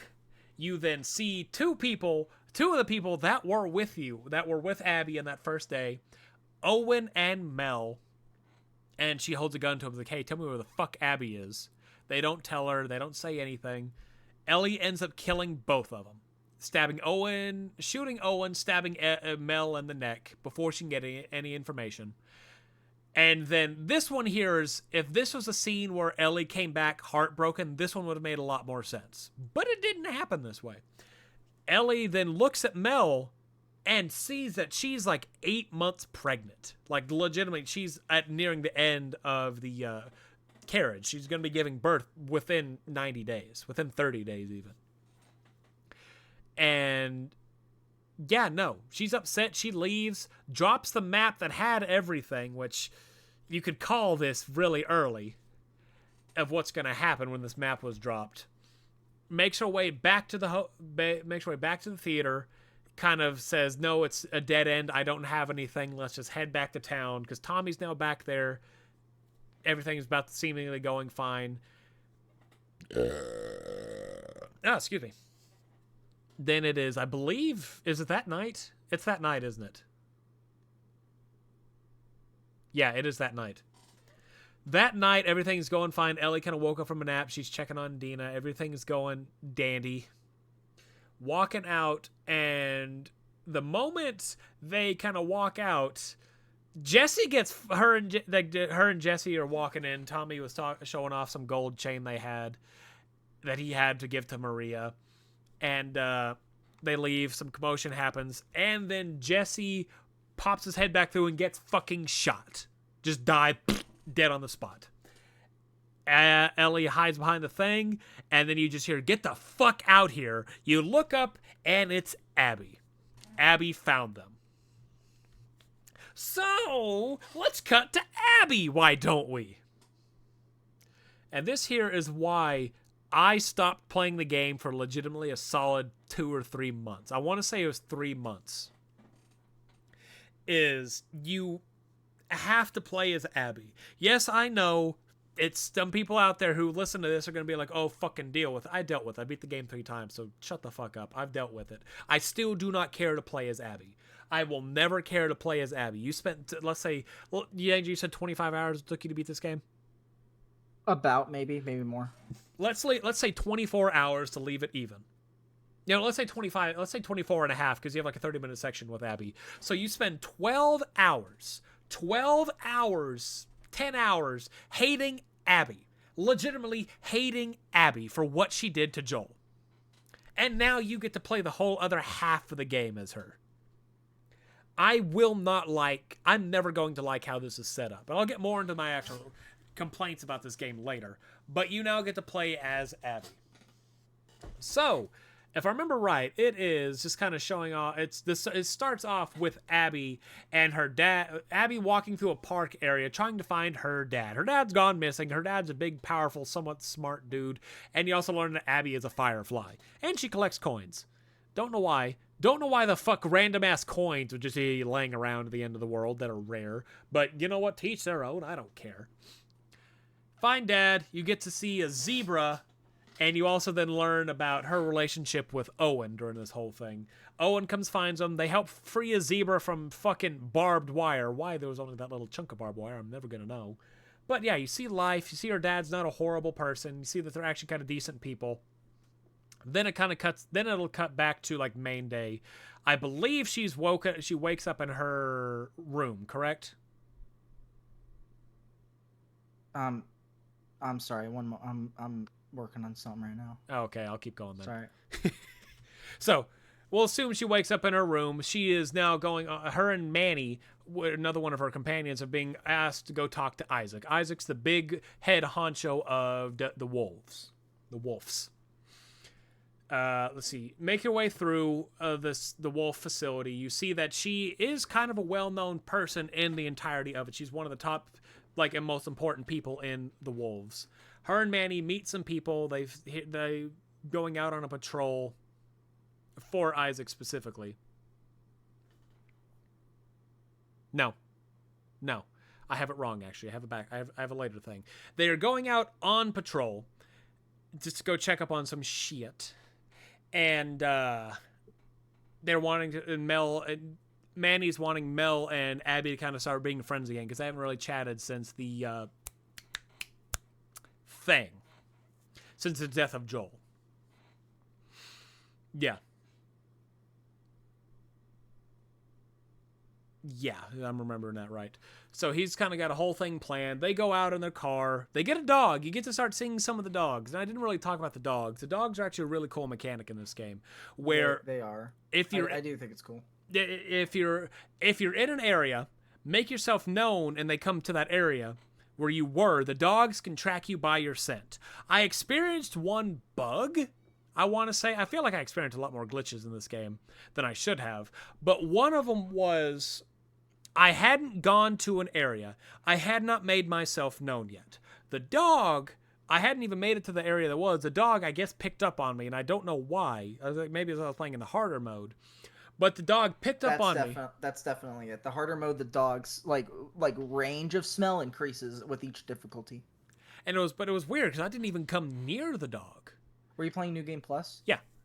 Probably like New Game Plus on a harder difficulty. I guess because I was like it was probably 50 yards. You need to distract the animal. But it was also 50 yards. Yeah, that's the one part. thing that Yeah, one thing that helps is taking out like the person ASAP, because then the dogs just stop patrolling. Oh, that's so sad. Actually, I did that once. I did that, and the dog kind of Yeah, started whining and whimpering. Yeah. Master, no. It is sad because the dogs always care about the person always cares about the dogs. And But then fuck later those in dogs. The story, and then later in the story, you realize, oh, they're not just like they actually have connections with these animals. It's Bear, like, oh, Alice. yeah. Oh, it's even Dude, funnier. This is going to say funnier. This is awful. Is you actually kill Bear in the story, and you can hear him say, "No, Bear." I remember that, dude. I feel awful. I think it's actually at the area where that was the. I think that was the area before the hospital. Yeah. Yeah, but yeah, man, all the details, man. Mm-hmm. But yeah, first time you might have to cut this out. Oh, But please. I'll bleep it. But yeah, so Caleb was watching me play the game. Like he walked in, right? And this was the first time I got an interaction with the dogs. And you know how it's like scripted. The dog goes up to the door trying to get into the door, and the guys are gonna go let them in. I went around the corner, saw the dog and the guy. I was like, this would be hilarious. Caleb was watching. Immediately, I like point blank, without a second, threw a Molotov. And Caleb was like, "Oh my god!" And then I pulled out a pistol and put the dog out of his face. It was like, "What the fuck is wrong with you?" Ah, man, The Last of Us Part 2. You can kill animals and maybe feel fine with it, or absolutely hate yourself. There is no in between. Man, it's and there was one point, dude. There's one point in the game where you're supposed to get into a door. It's one of the doors where you have to hold triangle to get in, and there's like 3 or 4 dogs. And it was like, dude, like I like stealth until stealth's no longer an option. Dude, it was nearly impossible. I killed like maybe a quarter of the people, if even. And I was like, fuck it. There's literally no way I can do it. And then I like tried to quickly take out as many people as I could without getting caught. Got caught, and then I was like, yeah, okay, guns a-blazing. Did you make it to the hotel where you get jump scared while you're hopping on the workbench? Yes. I was like, there's no one in this building. There's a workbench. I don't like this room. And then I heard I was like, fuck, I'm right. Oh, God, right. I remembered it. And I had, like, until I got to that point, I was like, there's going to be one of these workbenches that is useless. Not useless, it's a trap. And so I made it to that one, and I started getting the weird flashbacks. I think it's this room. So I start setting mines down behind me. I did not think to do that. Well, you didn't know. You didn't know. I've only used the mines like once. I used them on the dogs. That is so smart, but also what the fuck? Because yeah, they track your scent, so just place it as you're going on by. Oh man. Yeah, but no, it was so funny because I set down like maybe 5 or 6 of them, and you could hear the footsteps echoing out in the hall, and then you just hear, I just pop around the corner. Yeah, they're dead. And go back to what I was doing. It was actually really funny. So we're back at Abby, right? Yeah. So, Abby, yes. Operation. Yeah. So Abby, Mel, and Manny are on a job to go kill some scars. That's basically the big thing. They're going to a whole other thing. They need to go talk to Isaac. That's what's going on right now. They're going to a whole other facility to go talk to Isaac. They fight some scars. They get surrounded by scars. They then kill all the scars. Then they finally make their way to where Isaac is, and you start learning about this whole thing. It's almost dictatorship-like, but military dictatorship. So I guess our government. But yeah, go talk to Isaac, and he's like, all right, good. And also, this is really, you saw the room where they were torturing the people, correct? The scars? Yes. Did you happen to look into any of the cages? I looked into what I think is all of them. The worst one was one of them actually reacted to you getting close. Yeah, they like would crawl to the other end of the cage. Yeah, and the other ones just kind of look at you and then not even react. Because it's like, well, fuck it.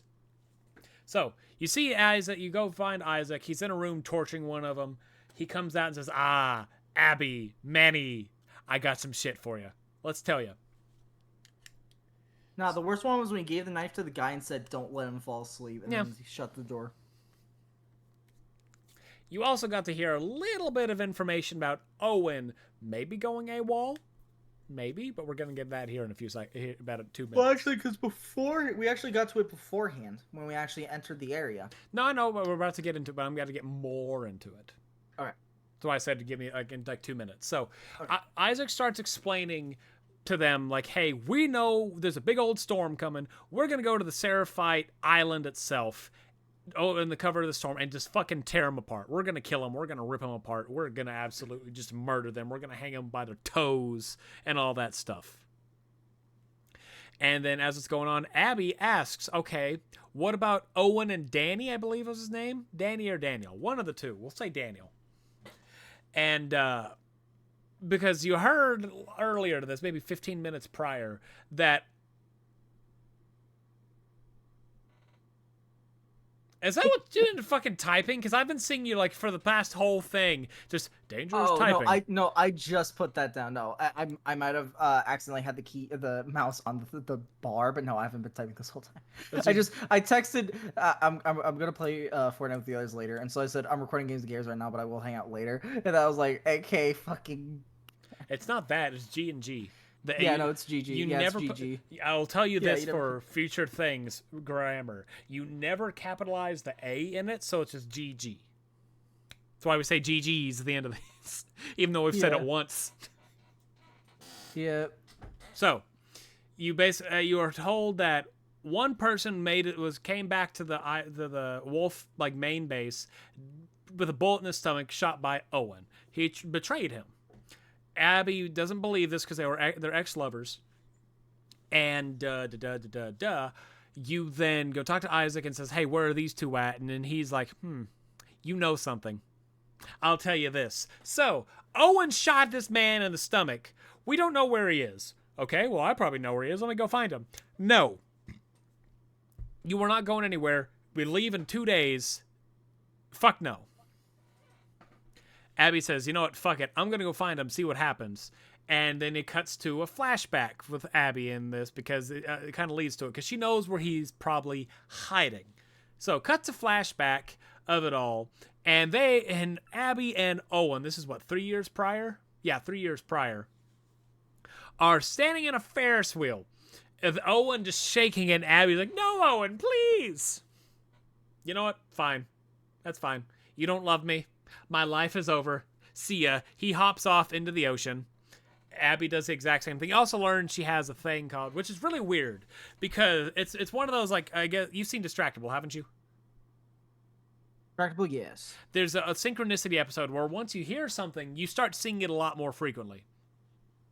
My mother has this thing as a variant of vertigo called Meniere's, which is basically permanent vertigo. I didn't realize that Abby had vertigo too.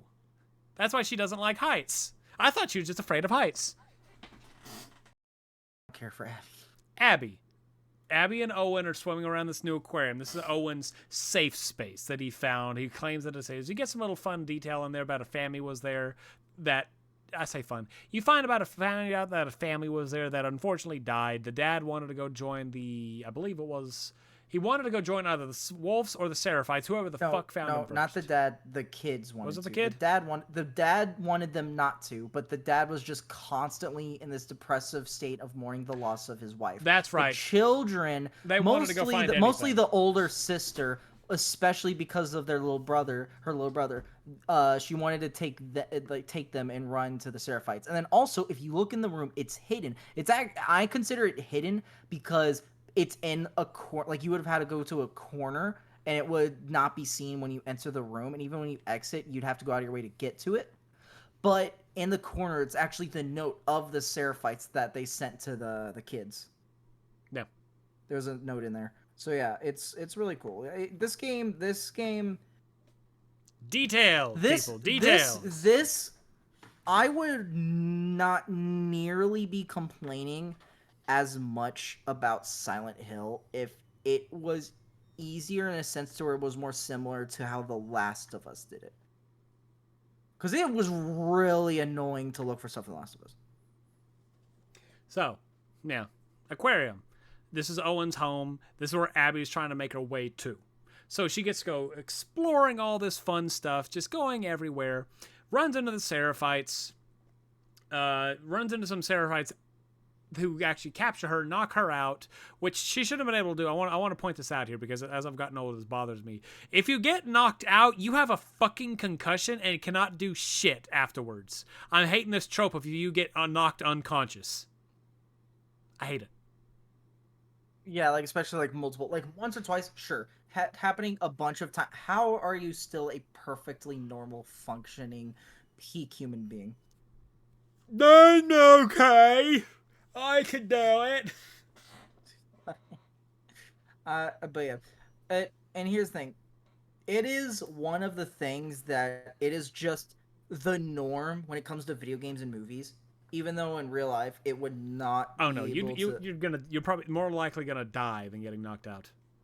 Yeah, like I honestly wish that the being knocked out did not happen like once or twice. Sure, it happens. Well, even every once 5 minutes. is too much. Yeah. I'm just saying for the sense of like they already got as much plot armor as is. Once and twice is whatever. I can't wait to play Tomb Raider because Lara has apparently so much more plot armor. It's ridiculous. Yeah, dude. But yeah, it's also, and a little side note, whenever I actually start working on the Danger X story, there is going to be like no like knocking someone out. You are dead or not. I think there's going to be 2 or 3 characters that actually get knocked out. You can knock people. I do want to. We're got another. You can. You have to hit. It's like it's this like the tracheal right here, like this right. Right. Here. You have, but you it ain't no normal person going to be hitting you with a bat and knocking you. Like that's what I'm saying is like no person's going to be knocking someone out easily and then they come back okay, like they gonna be recovering for a few.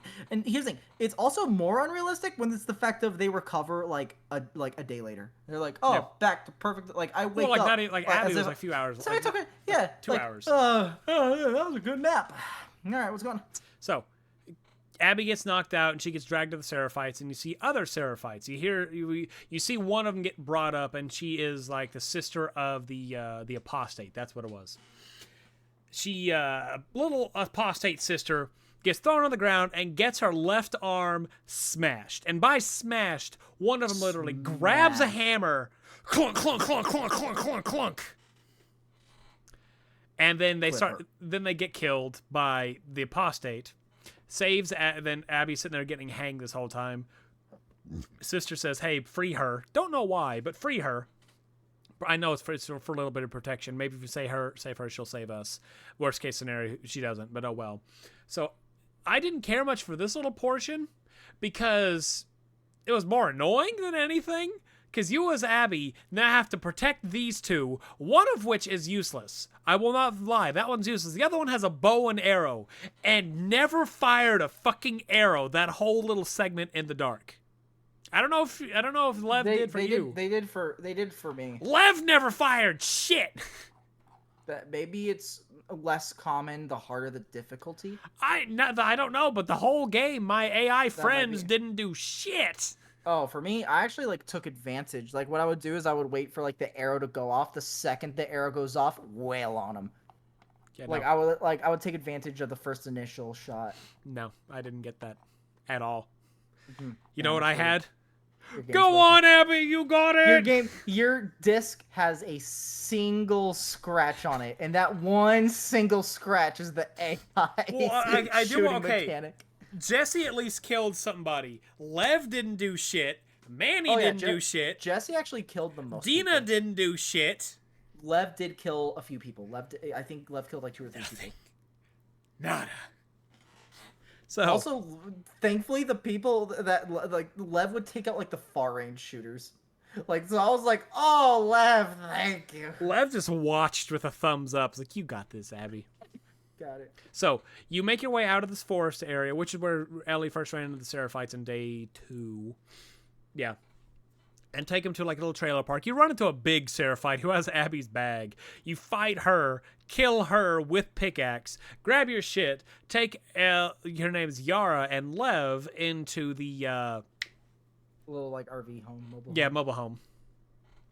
And then you go on your journey to go find Owen still. Make your way to the hotel fuck. You make your way to the aquarium, make your way in, and then you see a light on in a boat, which is the boat that Owen was oh so happy about.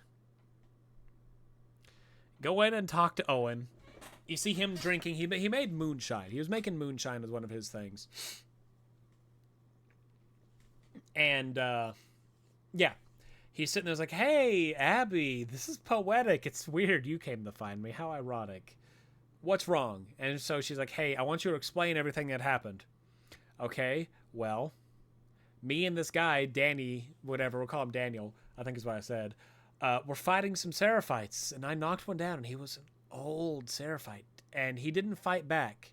He just looked ready to go. And I was gonna, and I wanted to, what was it? He didn't want to kill him, because he felt bad. The other one shot him. And so Owen shot the other one as, you know, payback kind of thing. I guess not even payback, as reaction. Then he crawled back with a bullet in his stomach back to the eye, not Owen, the other one, Daniel, and died saying, hey, Owen shot me. Now Owen's been flagged as a traitor. He's then, it kind of have a nice heartfelt thing of Owen just feeling bad. Like, not all the Seraphites are awful. They're people living like us. I don't know what to do. Then Abby's like, no, tries to talk some sense into him. They get into an argument. And then the boat happens. I don't know why this is included in this game. Because people out there, I'll just say this right now. I won't go into detail. They just had rough sex.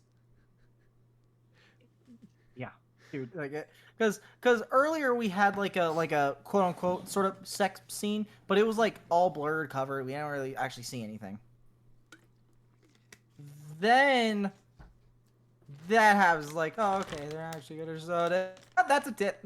It just gets worse. It just keeps getting progressively like, worse. Every second, and every second feels like a minute. It's like, oh, yeah.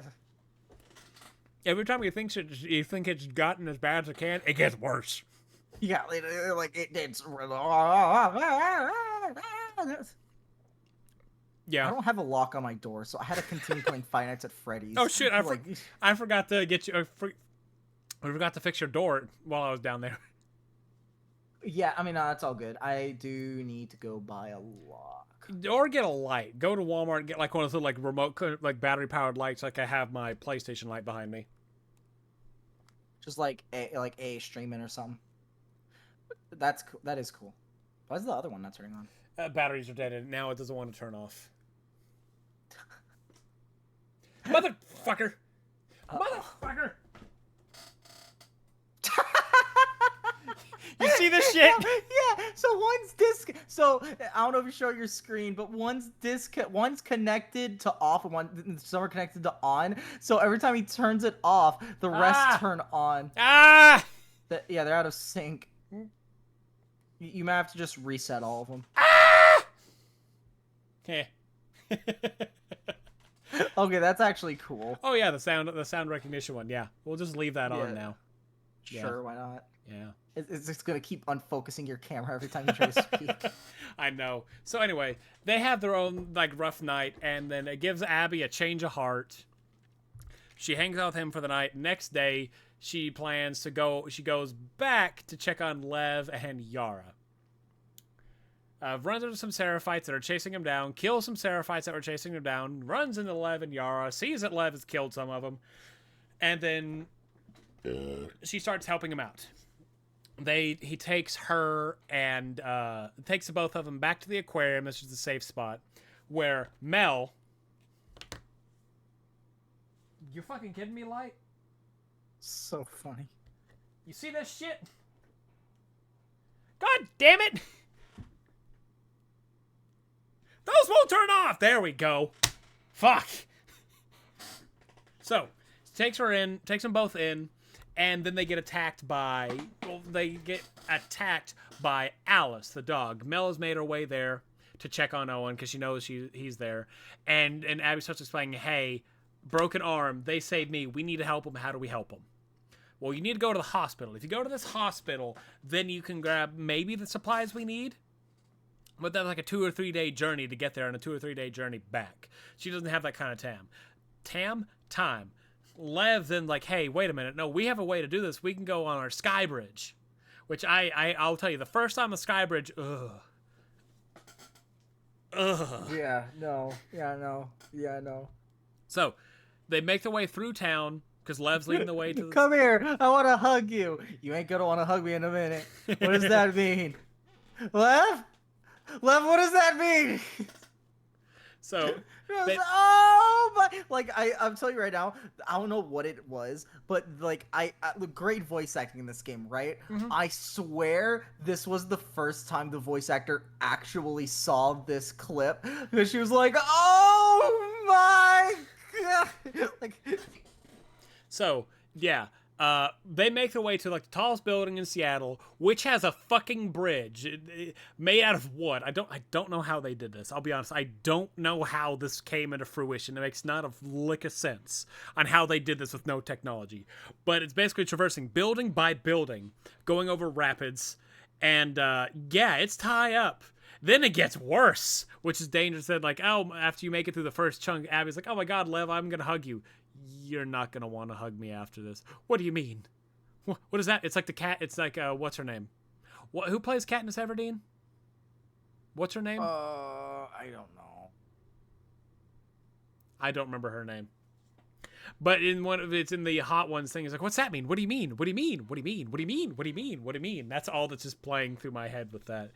And then you have to walk across an even thinner bridge, even higher up. Make your way into the hospital. Make your way to the hospital. Abby talks to some of the people. Nora, who you killed, you killed in that same hospital, actually. And she says, yeah, no, we know something's going on. Here's actually how the whole sequence goes. Abby walks in and says, hey, I need some shit for Isaac. Oh, okay. We'll go check this out. She goes in. She's talking to one of them, and they come up to her and say, hey, no, you're not supposed to be here. We talked to Isaac. You got to go back to the base. We're told to handcuff you. Handcuff her. Find Abby in another room. Nora unlocks her and says, man, you're in some shit. I'm going to help you out because we're friends. What do you need? Well, I need some medication for Owen. He's got compartment syndrome. And so, excuse me. Yeah.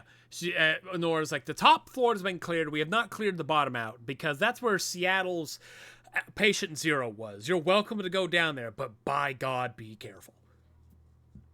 So Abby goes further into the, I got the hiccups all of a sudden, goes further into the hospital, deeper down, and then runs into Infected, which I'm not going to lie on this. I'm kind of disappointed with partially of this because the Infected down there that has supposedly been there since day one are like just generic clickers. They should be bloaters. There should have been a whole area filled with bloaters.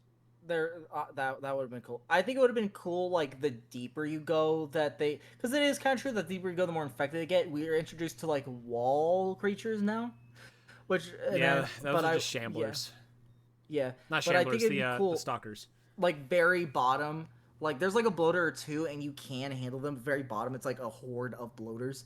And so also, here's another thing that I wish, because it would have fit perfectly. There is a note that says that for the building, that there is bombs around the building to level it.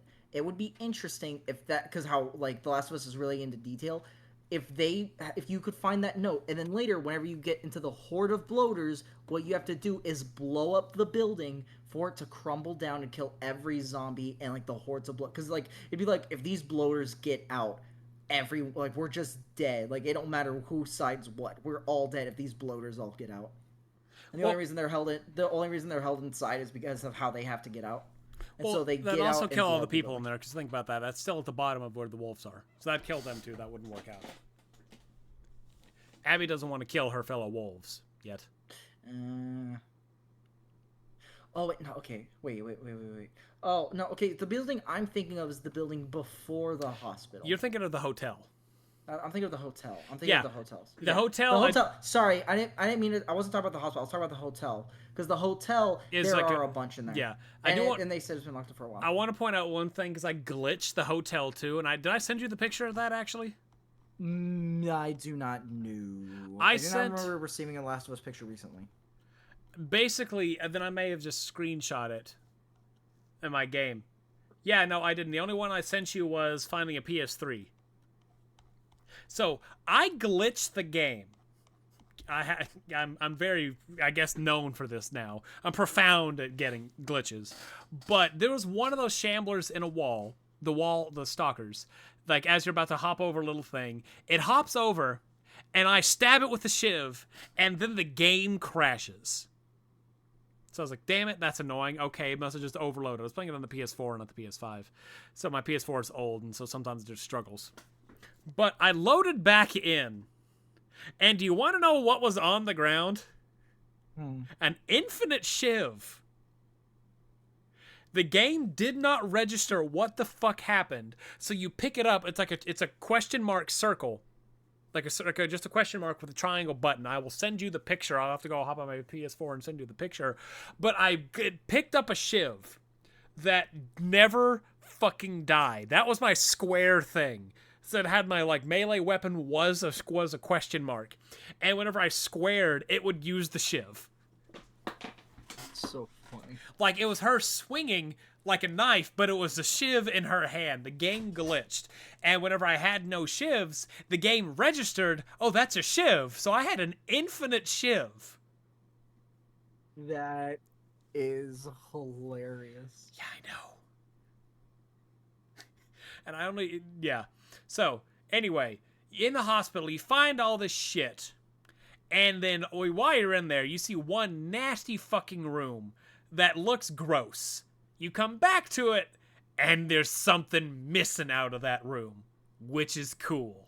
You see this blood trail, and you unfortunately follow the blood trail until you make it to an abandoned ambulance. Open up ambulance, find what you need, and you hear some big fucking footsteps. And I mean big fucking footsteps. It's great. So, as you're about to come out, this is my favorite enemy in the game. You see I assumed so. Big fucking ball of infected with clicker, runner, shambler, stalker, bloater, known as the Rat King, that you have to fucking fight. And it's such a cool designed enemy because it's an infection. Fungus, if set science lesson with Hayden, everybody. Some fungus, if they sit together like a same kind of genus and all that, they can merge together to make a super mushroom. These are different creatures: bloater, shambler, stalker, runner, clicker. They're all the same kind of genus because they all come from one specific thing. They were in a room so packed together, they merged together, but they are still each sentient that is in there, with the bloater being the main one of it because it's the biggest, strongest one of all of it. It was a stalker that broke loose that was more annoying than anything. You have to fight this thing in overall a really confined area because that thing moves fast. It has 5 legs, 4 or 5 legs that it moves on. Yeah. And you have maybe 2 or 3 seconds after you run from it to actually get a shot or two at it. And then as you start shooting it, the stalker breaks off, so now you have 2 little things that you have to deal with. It's such a cool fight, because it's legitimately one of my favorite enemies in the entirety of Last of Us. Probably is my favorite, actually. It's a badass design. No, it is. It is super. Just trying to enter the door beforehand and then hearing the noise. Then you come back and it's just destroyed open and there's just blood and everything. It's so cool. It is genuinely super cool. And then seeing it, then hearing it, and then seeing it for the first time, it was super cool. I did actually end up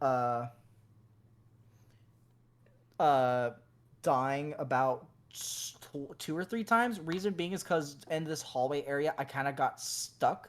And so whenever I would try to go around, I first died because I thought I had more time in a corner.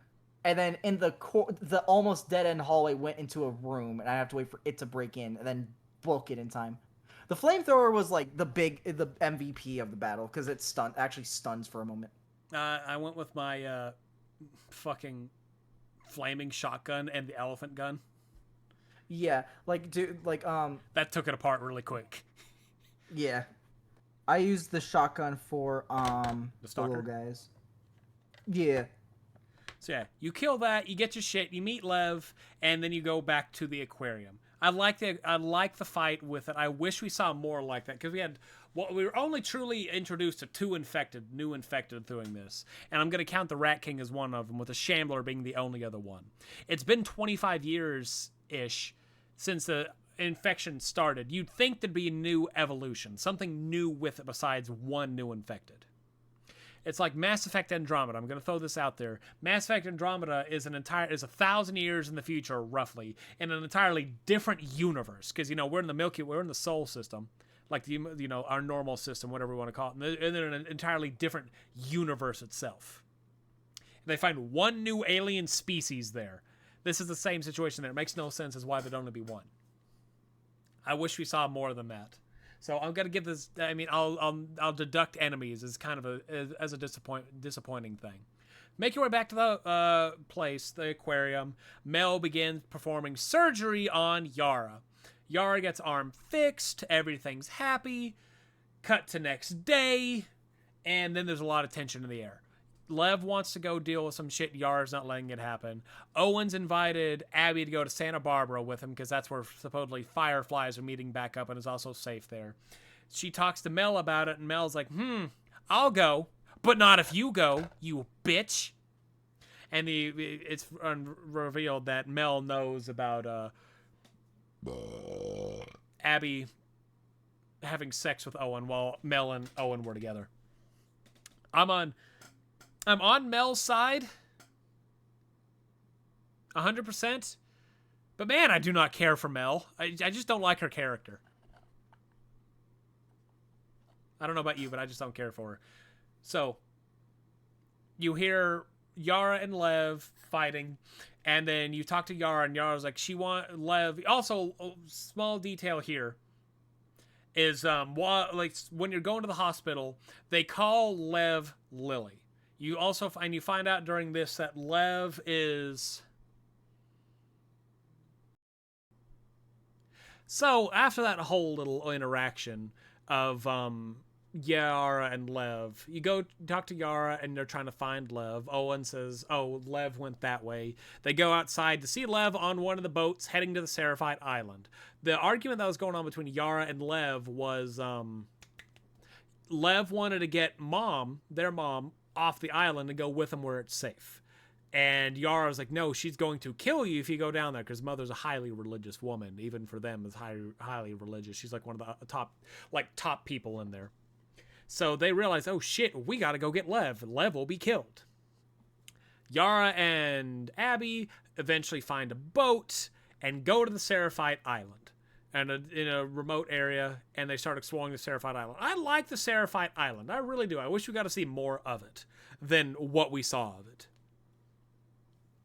So, make your way through Seraphite Island, killing Seraphites, killing these scars, running into the house where Lev is. You come in and see Mom dead on the ground, Lev in a corner just kind of crying, and just completely upset.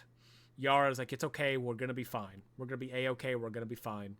All while, this wolves are attacking, because as they're walking to find Lev, you see Isaac and his group come flying in on their boats.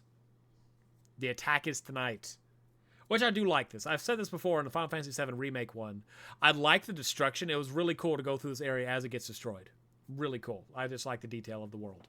So, make your way through a little bit more. They find, I believe it's like a little, like a convenience store kind of thing that was once there. Yara hops out the window with everybody, gets knocked to the ground, and gets shot. Theoretically killed. You see Abby and Lev. Isaac comes out of the bush and said, oh, wait a minute. Hi, Abby. What's that you got there? You need to move, and we can talk about this while you still have some dignity left. Not happening. Nothing's going on. And then Isaac gets shot maybe 2 or 3 times by Yara, which the wolves then unload on her, completely killing her. Oh, yeah, dude. That was brutal. And that's another issue I want to say with this game, when we get to it. Yeah, I guess we can get to it. Is it kills off its characters a bit much. Oh, yeah. Oh, yeah. Because we have... Jesse dies. We know that, but we didn't know. I feel like. Okay, let me rephrase. I feel like this game did not do its characters the same justice as the first game. I did not feel. Yeah, no. I'll go into this a little bit later, but I do not feel as attached to this one as I do the first game. So the fact that I am attached to the character in The Last of Us 1, the first like character to die off. I forgot her name. Sarah. Yeah, that's right. More attachment. I'm so attached to her. What's her name again? That's what I'm saying. I'm more attached to this character that I can't even remember her name than most of the characters in here.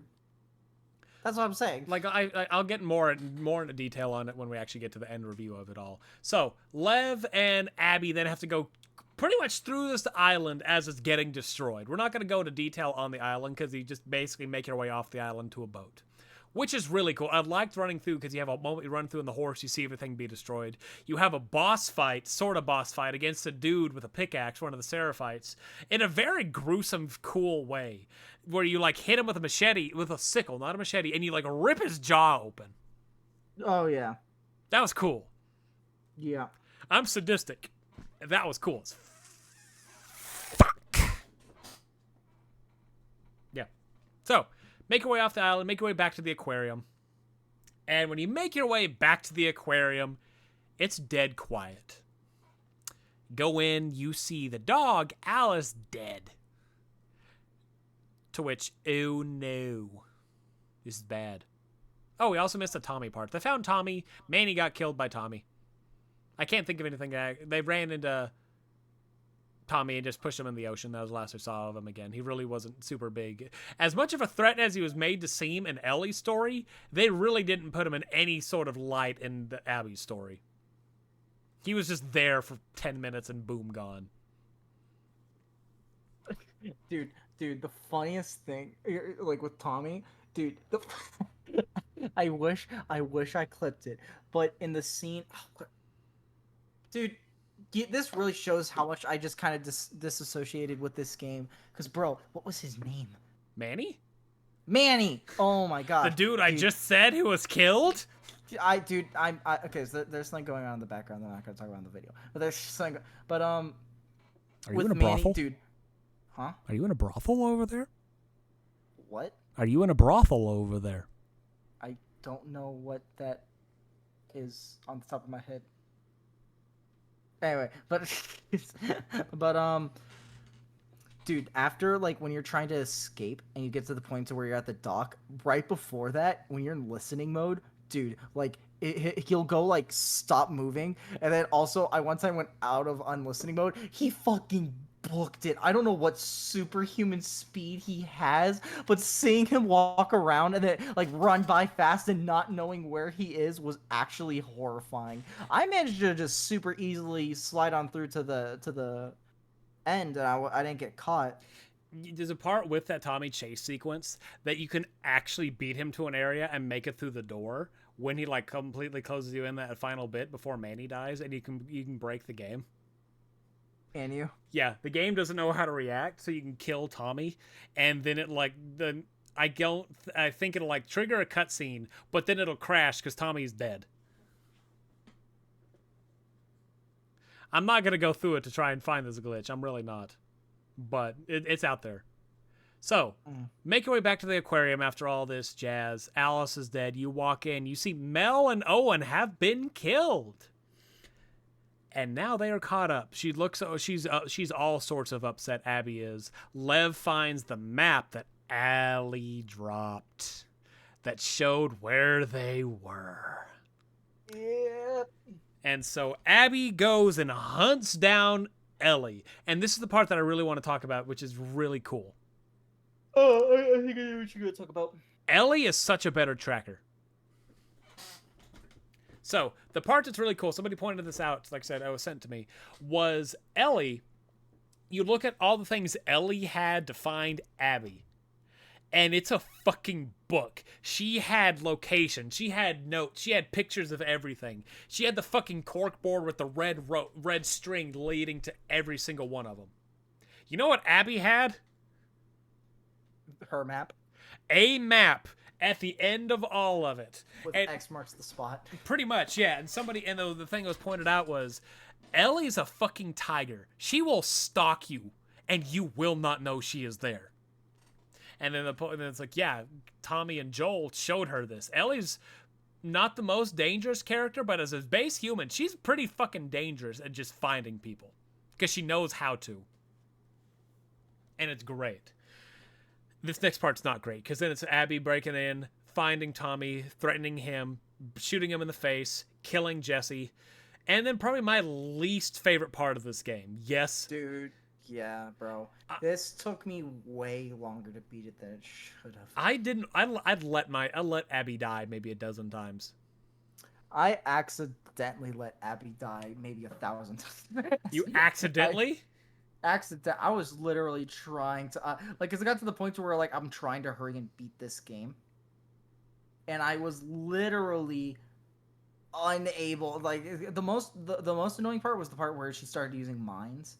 That's when it was like the worst. That was cool. But I died. I only died by the mines like once or twice, but it was just annoying because you just kept moving all the time. Yeah.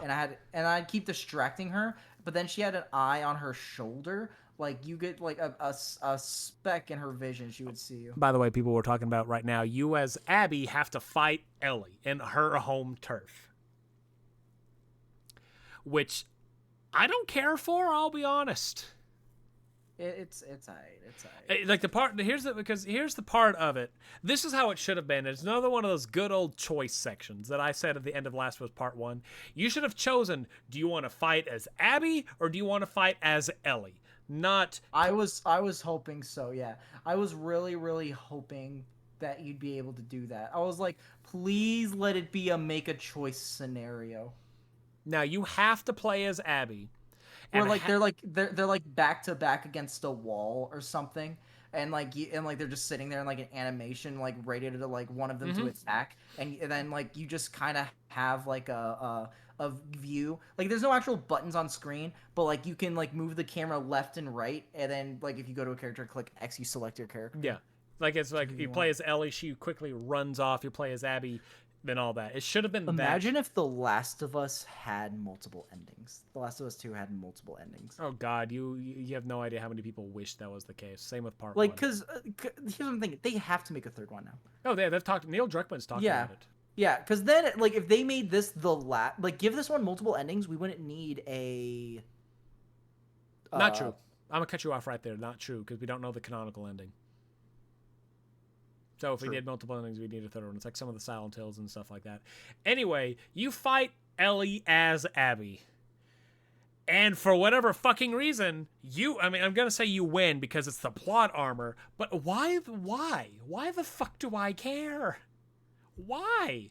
Why do I have to play as this character who we're supposed to feel sympathy for? Killed our character in the first game. Killed somebody we really want to play as in this one.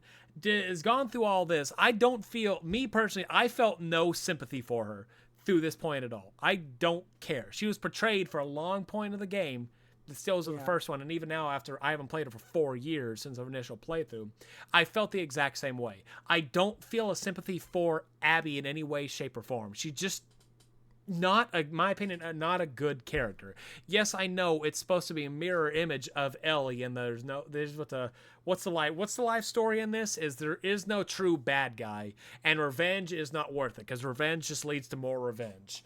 I understand the hidden meaning of this game, but fuck, really? I don't give a shit about Abby at all. Yeah, and then it only gets worse. It does. So you fight Abby, you lose you fight Ellie, you beat Ellie.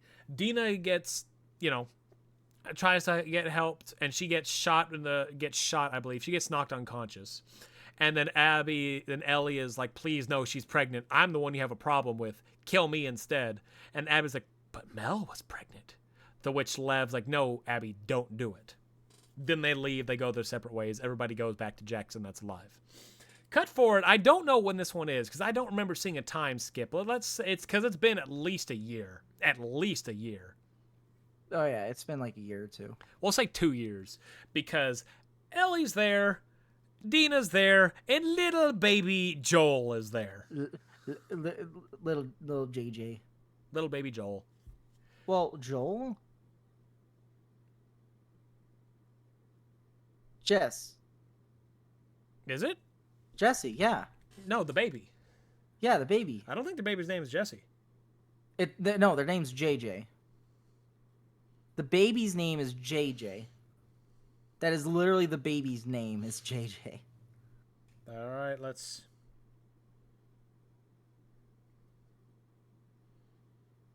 Who knows? Maybe it could be because of Jesse and Joel, so JJ. Two very important people in their lives. I think it is. So I'm pretty sure that's why their name is JJ. Wrong. No? We're both Baby has a wrong. name? What's the baby's name? John Jacobs. Are you fucking God, I hope so. I hope this is wrong. Probably No! isn't. The baby's name is John Jacob. You're telling me the baby's name isn't just JJ, not an acronym for anything, just JJ.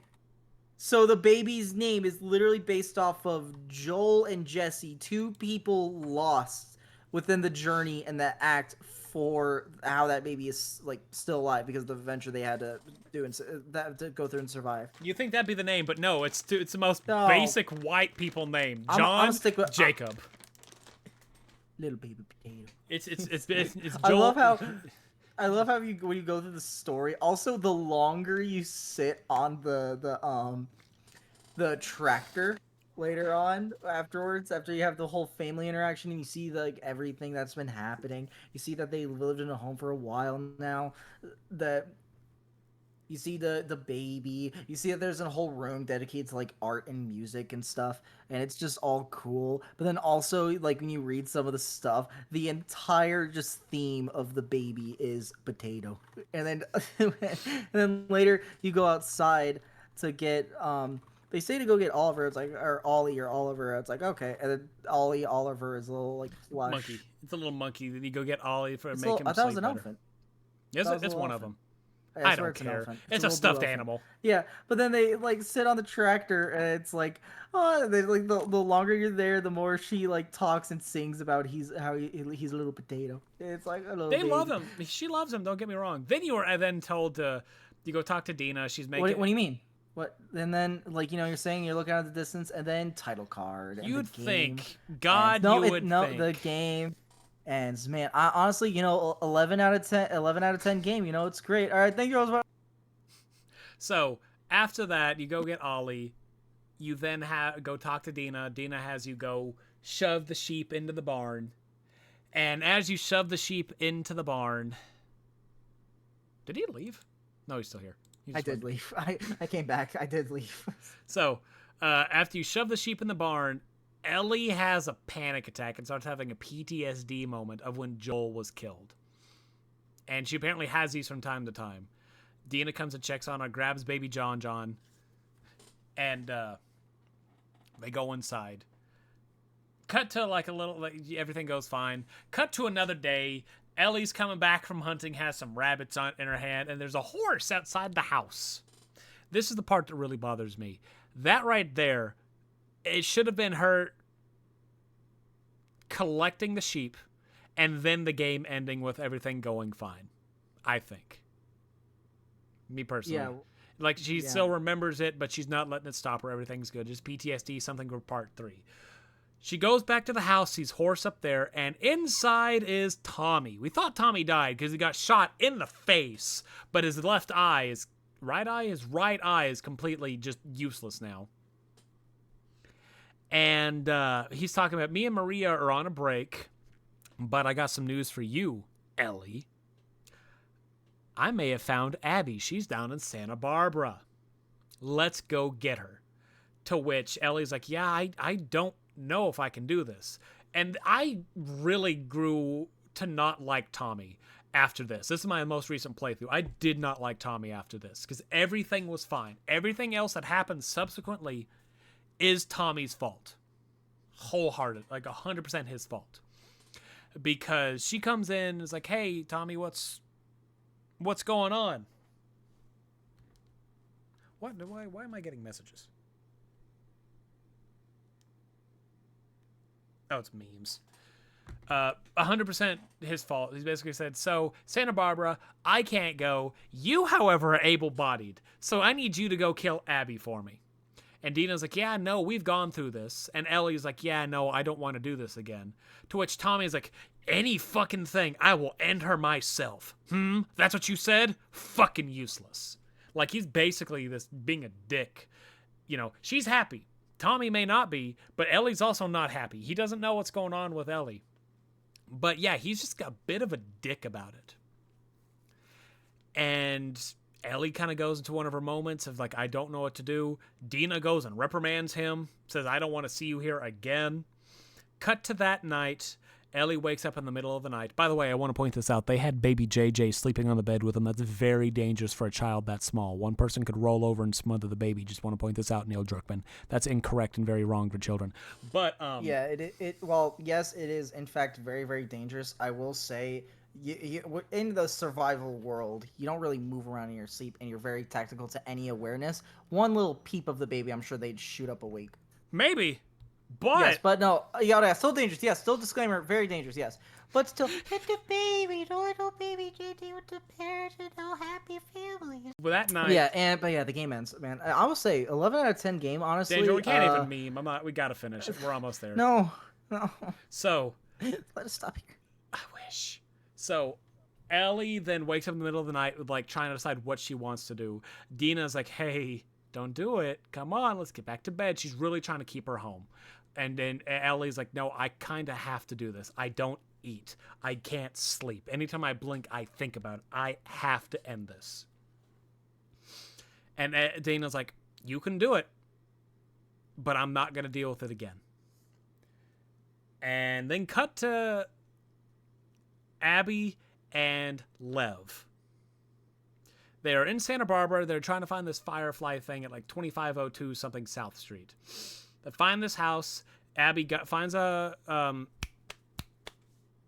radio, talks to some people on there, and finds out where Firefly base actually is, and everything's going to be happy. Her and Lev are going to go join the Fireflies. As they leave this house, they get bapped on the head by some big dudes, and then they get taken to who knows where. Then cut to Ellie. She's in Santa Barbara. She's trying to find where she's going. And this is another point of all this tracking is. She's on a boat, and she finds all the fucking shit. This is why Ellie's terrifying. She will track you down, and she can. You can give her a freaking paperclip and the direction north, find this person, she will find that person. So Ellie then starts going through Santa Barbara, finds some of the people that were causing the problems because she gets caught in a trap that stabs her in the side too. She's a badass. Also, Danger. I don't know if I'm crazy or not, but did you notice that Ellie design changed from end of the thing to this? Besides hair. She did seem different. Her design was made thinner. She had lost a lot of weight. I did notice that.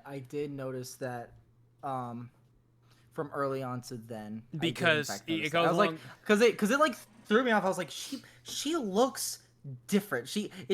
I swear she didn't look like this beforehand. I was like, maybe it was the clothing, and I was like, no, because she wore shirtless, like she wore like sleeveless. She wore sleeveless like half the time. Yeah. So yeah, she lost a lot of weight and all this. I meant to say like coatless is what I meant to say. Shirtless half the game. It's okay. It's okay, Danger. If that's what you're into, that's what you're into. I would not be playing this game. You wouldn't be playing this game shirtless? I mean, I did. I was sitting on my bed. So moving on.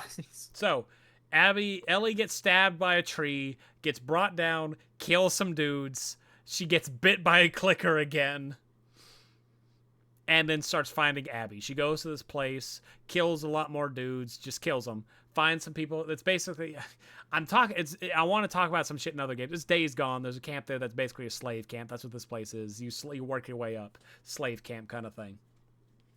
And she frees the slaves. It's like, hey, where's Abby? Oh, she's on the spires, but she's probably dead. Good luck. So you then go find these spires. People are basically hanging almost crucified, but they're hanging up by their hands. I can't even... God, that is uncomfortable. Maybe it's because I'm sitting, but this is hard to do, even this. Yeah. That hurts my shoulders, like right here. Yeah. Can you do it? Put my arm above my shoulders. Like this. Okay, that's a lot better. Maybe because I'm standing up straighter. Yeah, I can do it. It's not super comfortable. No, it's like super tight, like right here on the Yeah. muscles. Man, I'm just so muscular, I can't even do we it. We need to stretch more. Well, not even that. It's a arms Anatomy. up. Yeah. Yeah. Yeah. If you stretch more, it does become easier the more you stretch. But yeah. So anyway, you find Abby tied up. Okay, I gotta tell you this though, and I swear I'm not crazy. You are, but continue.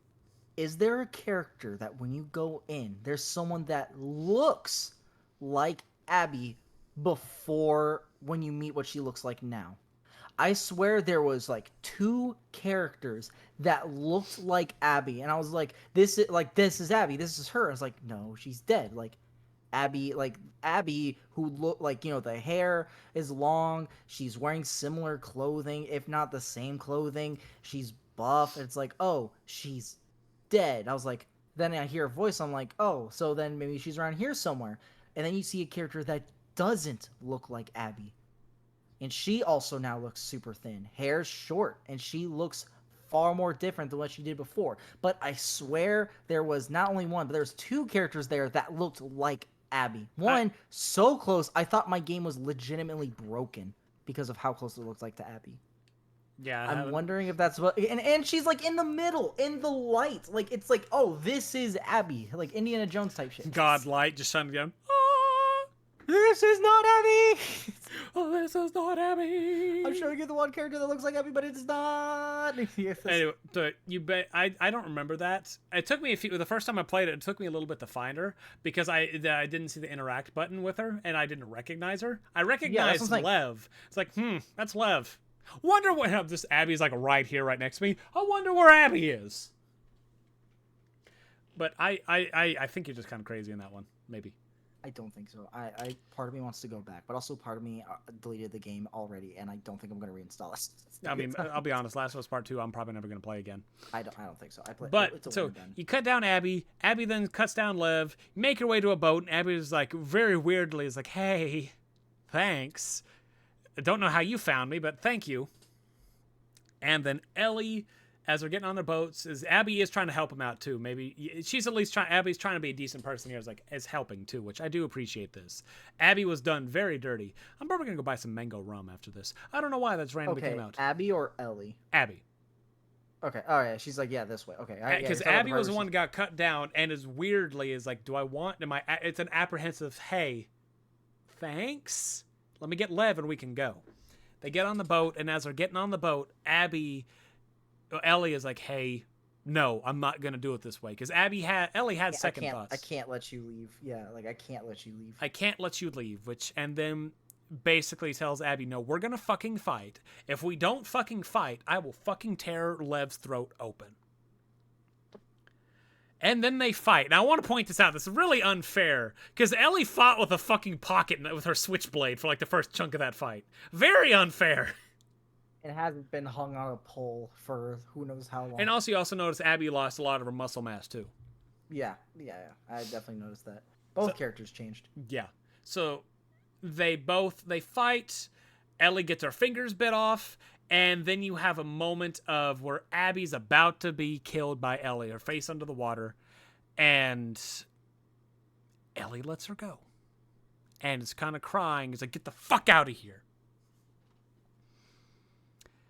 Which direction we'll get into this in a minute. So Ellie then goes back home to the place she had home. I don't know how long the time span is. Let's say it's at least a few months.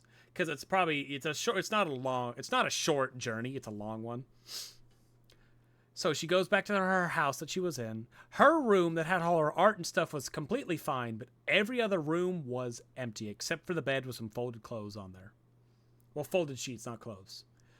Ellie goes to try and play the guitar and cannot play it right because she only has 2 fingers on her left hand now. 3. 2. She has her thumb. That's a thumb, not a finger. Hey. We're not arguing this, Danger. You fucking find the fact. A thumb is not a finger. Finger, thumb. don't you fucking do this. You have 10 fingers. No, you have 8 fingers and 2 thumbs.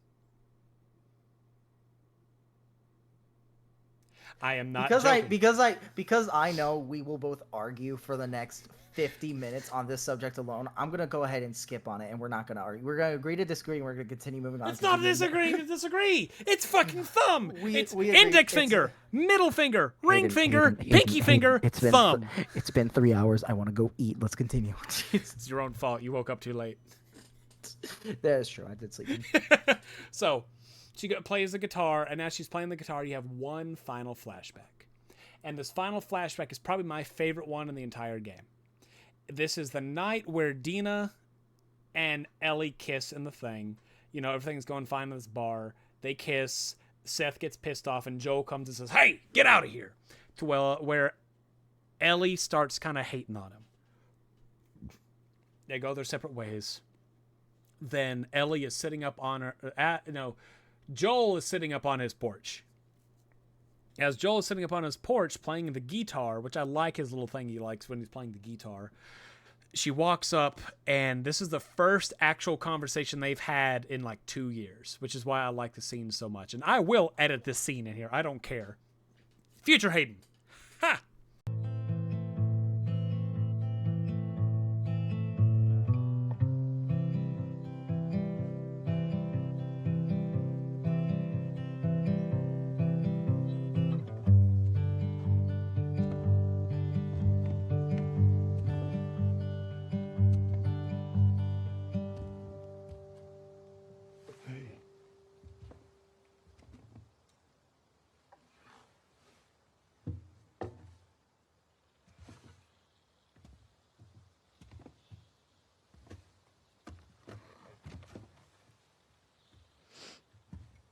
What are you drinking? Coffee. Where'd you get that?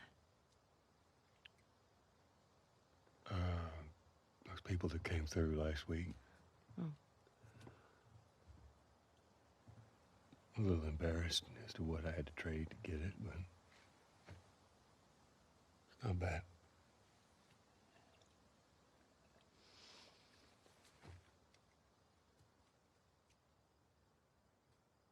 I had Seth under control. Yeah, I know. And you need to stop harassing Jesse about my patrols.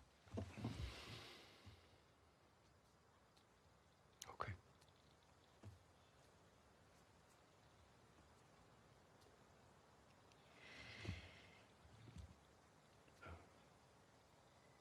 Dina. Is she your girlfriend? No. No, that was just one kiss. It doesn't mean anything. I don't know why she did that. But you do like her.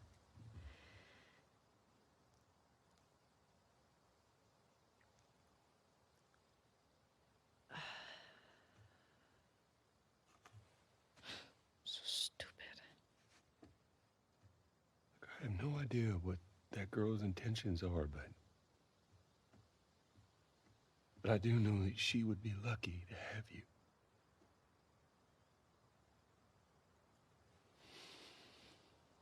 You're such an asshole. I'm not trying to. I was supposed to die in that hospital. My life would have fucking mattered. But you took that from me.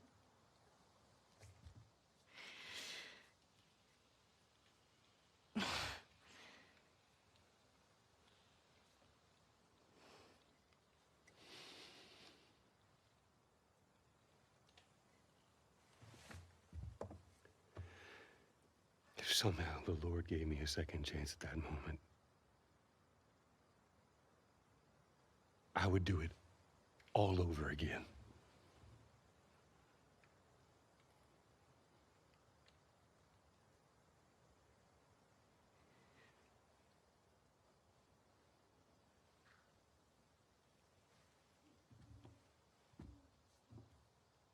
Yeah.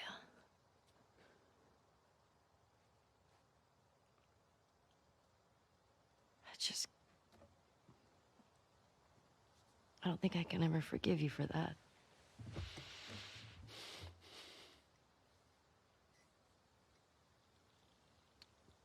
But I would like to try.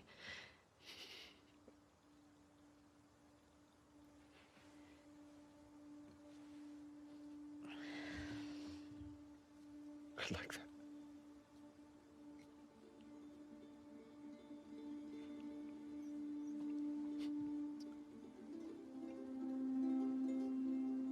Okay.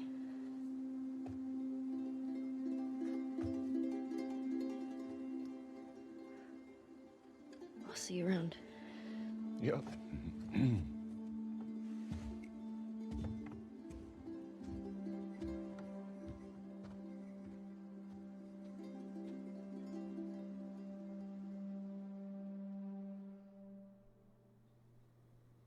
Thank you, Future Hayden. So, after that good old scene with all that, the game then cuts to Ellie after the house, leaving the house and kind of walking off a distance to where the end credits roll. And that is The Last of Us Part 2. So, Last of Us Part 2 is a very controversial game nowadays. When it first was released, it was very much everybody hated it. It was like 80% hated, 20% liked. Now it's like 50-50. You go into a Last of Us group, it'll be literally met with Last of Us as like the greatest game ever. Last of Us Part 2 is the greatest game ever made. Or The Last of Us Part 2 is the most worthless game ever made. I'm going to kind I of... want to apologize to everyone who I assumed all the hate was solely because Joel died. And I was like, that is a very unfair point to make towards not liking the game. I would like to publicly announce and apologize. Where's my ukulele that I can start playing while I'm saying this? Oh, do you want me to play Over the Rainbow? Somewhere Over the Rainbow in the background? Play some copyright-free music in the background. Hey, listen, I just want to apologize to you guys. Please forgive me. I did not know which game I was talking about that I started to dude, let me. I'm gonna get to the point. I'm gonna get to the point right now, right here. All right, ready? No, like cut the music. All right. So there. So you're telling me there is no cure. There is no Joel. There is no family. There is no revenge. And she doesn't even get to have her fingers to play the guitar. What the fuck is wrong with this game? Ellie did not deserve any of this. And the things she did get, she lost. And it was going to be unfair to her no matter which way she went. Her ending, and this is legitimately worse than the Life is. I do not like this more than Life is Strange. I do not, dare I say, I might not. No, I like this game more than Silent Hill.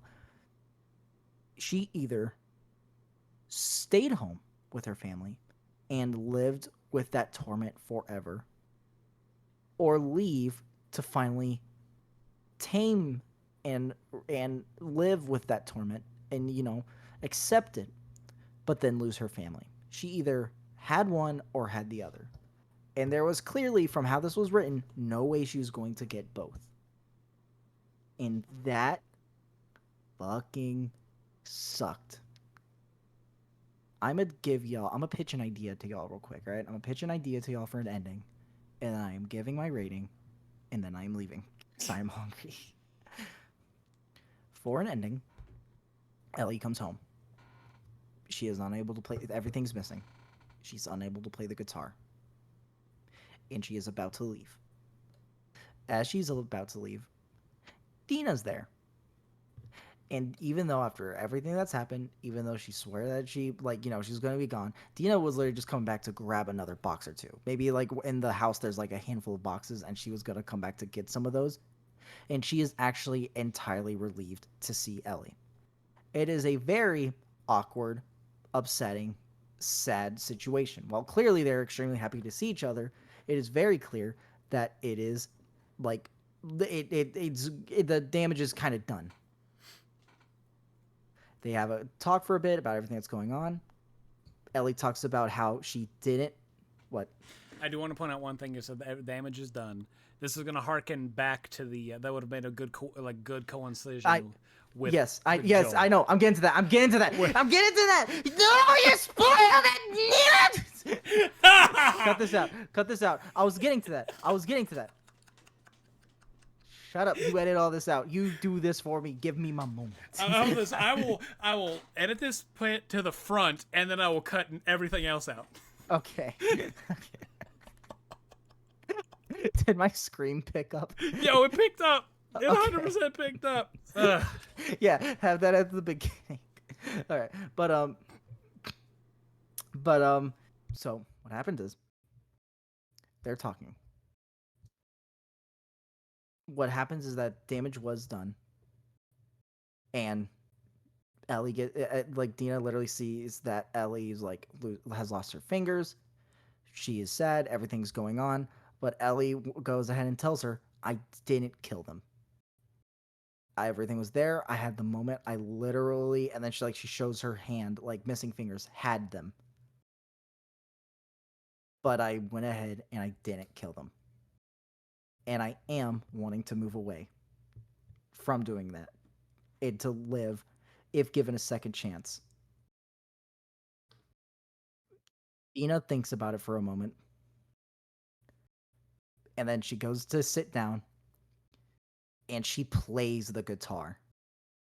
While Ellie was gone, Dina was learning the guitar. Ellie did, because that was one of the only things that she had there of Ellie still. Because while, yes, the guitar from Ellie's skill was Joel to Ellie, it went from Ellie to Dina. And she plays the song. Afterwards, she says, it is going to be hard to forgive you, but I am willing to try. Same whole thing with Joel and Ellie. Okay. So while all of these horrible things have happened, we get to move forward. All the stuff, and then while we won't truly get to actually see everything, it is insinuated that they move back in. Ellie gets to see JJ again. The house is back together. Abby and Lev get to go live on. Maybe get shown a scene of where Abby and Lev actually get to the Fireflies. Which, I mean, that can be left to up interpretation. Same with that, but that small interaction, we get a heartfelt moment with these characters, and until further notice of part 3, where they're all massacred, because they're gonna fucking do that. They have a moment to have a happy ending, like in books, in the comics. Like all the cards they've been collecting throughout the game. Let me change one thing about that, because you made it sound like a fucking Hallmark movie ending. If she just pulls out the guitar. No, because the guitar's in the room. I know. That's not what I'm saying. But Dina, because Ellie doesn't get to play it. But then Dina pulling out the guitar and is like, "Hey, here's how it should have been. You can't play anymore. Show me how to play. Not, hey, babe, you've been gone. I hated you because you left, so I learned to play the guitar for you." It should be, you can't play, but I know how much you love it. Show me how to play it so you can still love it. That also works. But no, the ending of Last of Us Part 2 is very much disheartening. And I even said it when we did The Last of Us Part 1, that in all honesty, it's the same ending as Part 1. The whole journey you went on the entire time is meaningless in the end. And Part 2 has the exact same issue. Your whole journey, the entire story, is meaningless in the end. You get no comeuppance. You get no anything. You're just left there empty. Nothing.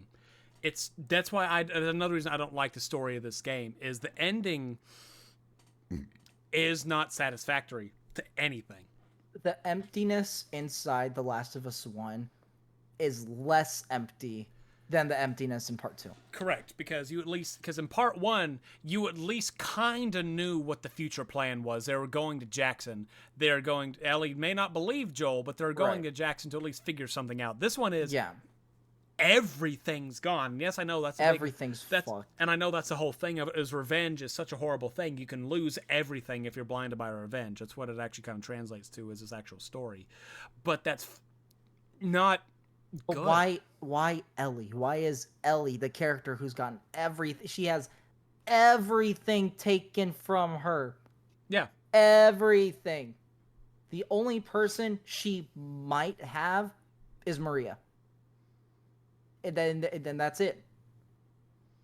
The only Jesse, Dina, JJ, Tommy, the people she seeked out revenge for, most of them were already killed, so she didn't even get to kill them. And the person who did it, she didn't get them. and they got a happy ending somewhat. Abby and Lev left.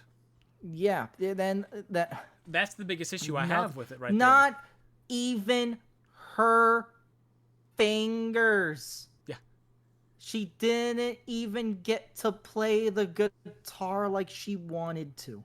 So yeah, no, The Last of Us Part 2 is honestly it's a hit or miss. It is fuck you, Ellie. That is what it is. It's a hit or miss for a lot of people. Danger, it's more of a miss. Me, I'm right in the Fucking middle. miss. The story sucks. I'm not gonna lie. I'm not gonna sugarcoat it. I do not care for the story. If they put in that ending that I just made right there, I probably could have potentially enjoyed it more. I would have enjoyed it more than Last of Us 1. But that ending is so. Yeah, no, that's not an ending. It's just fuck you pretty much. Here's 25 hours. There you go. It leaves you to contemplate, and it's not like take Life is Strange. I wish I played it straight, so then I could have gone to refund it. So the Life is Strange. We'll use Life is Strange because Life is Strange has a very much ending of you have to think, but you at least have an idea of what happens. You at least have some idea of it. It's good. Neither ending is great, but you at least have some idea in one way, shape, or form. Last of Us Part 2 does not. You're just left fucking empty void with a guitar playing and Ellie singing. Ashley Johnson, technically. But just the singing. It's not good. The story does... Here's an easy way they should have done this, which they would have lost money, technically, if they did it like this. But have two separate games. Last of Us Part 1, Monarch. Last of Us Part 2... Last of Us Part 2, Monarch. Last of Us Part 2, Wolf. Something like that. Because Ellie has always gone drawing butterflies and shit like that. So Monarch, Butterfly, and Wolf. Both are $30 games. Make them both, or $35 games. But it's one game that is Ellie's game, one game that is Abby's game. Have them both coincide the exact same, but have one of them be the correct ending. Let's say the Abby ending is the correct ending. And then you have the Ellie one, which is the ending that we want. It would have made me like it a whole lot more because it's like Parasite Eve. You haven't seen the other ending for Parasite Eve. But Parasite Eve has a second ending that people like more than the main ending. I'm iffy on it. I don't care much for the second one, but it's one of those things that it would absolutely alter the ending, alter the thing itself without changing the story, without changing in any way, shape, or form except for the ending, probably. Or at least make it two scenarios. The Last of Us Red and The Last of Us Blue. That. Or we'll use Resident Evil 2. You can play as You can play as Claire, or you can play as Leon. You don't have to play through both of them to get to the end. You don't. You can play through one of them. This man, I don't want to play through this other one. That's what this one should have been. It's like you have the Abby story, or you have the Ellie story. Then you can beat both of them. Then you have a secret story, which is the final thing, which is how it's supposed to end. But no, they decided to do it like this, to where it's literally. I do not think it's a good story. Some people out there think it's a masterpiece. I don't. I need you for. It has some good story elements and it has some really good character development, but in the end, it's all down for nothing. For the people out there that think this game is a masterpiece, please explain to me how. I'm not going to hate on your game. I don't like the game. I'm probably never going to play this game again. And also, like, if you think this game's great, that's cool. We ain't going to say, oh, y'all can't like this game if y'all like it. That's not the point. Like, and this is genuinely just one of the times that me and Hayden pretty much almost completely agree on a game. Like, this is a rare moment right here. I know. The Last of Us 1, both agree it's a masterpiece. Last of Us 2, both agree it's shit. You're going to give it a lower score than I am. You're going to give it a lower score than I am. I probably am. You're going to give it like a 2. No, it's not that bad. It's not that bad. Personal rating, I'm gonna give it a 5.5 as a personal rating. Hey, wait the fuck on. Hold the fuck on here. That number seems very familiar. What? To which game? Hey, Danger, go check out the Hayden game review in the Discord really quick for me. In game review. Yep. Wait. Did you also? Go look for me. Also gave it a 5.5. That's we truly are agreeing on this game. Oh my, the last of no matter our differences, The Last of Us brings us together. Unfortunately. Yeah, no, so like The Last of Us, I gotta give it a 5 overall. I've thought about it. I'm changing it from 5.5. The Last of Us Part 2 is a 5. So Parasite Eve is, I think, the perfect game for now until I find a better version of it. A better 5 than that 5. I did enjoy it more than Parasite Eve. I do think it was fun. It was a fun game to play, and the story had a bunch of cool side story, but the ending alone ruined it all. It all felt, again, like it felt more of a void than Life is Strange. Like, and it sucked. It sucked how much of a void it is. An actual like rating of what I think this game is, I think this game is a 7. The game is very well made. It has a bunch of. Do I think it's? No, I'm not gonna give it. I'm not giving it an 8. I'm giving it a 7. That is the best it deserves. As an actual game, I think it is a 7. It is a really fun game. It has a bunch of cool stuff. I think it had some bonus modes and whatnot. New Game Plus can make it harder. You can try to speedrun it. I definitely see a lot of people enjoying trying to speedrun this game. Also, something that's cool is like after you beat a section and you like explore it, you can like, I could have snuck this way and it probably would have been more secure. I didn't know it at the time. Or hey, I could have attacked this guy with this object and it would have been easier. And so there is fun to where, especially early on when the game actually first comes out, that you can do to try to figure out your own ways to play the game differently. And so this game does, in a sense, have replayability. I'm just never doing it. Exactly. So I think this game's a 7. I personally am giving it a 5.5. Because I did enjoy the gameplay more than Parasite Eve. I'm giving it 5 across the board. Because the Understandable. I like the gameplay. The gameplay is probably the best thing about it. The stealth I liked a lot more. The enemy mechanics you can deal with a lot more because you have a lot of moments where you can have enemy A fight enemy B to make it easier to knock out some of them. It's great. It's just crazy, the ending alone. It is the ending that drops it by 5.5. Again, I would give this an 11 out of 10 if the ending was much better. If there was an ending,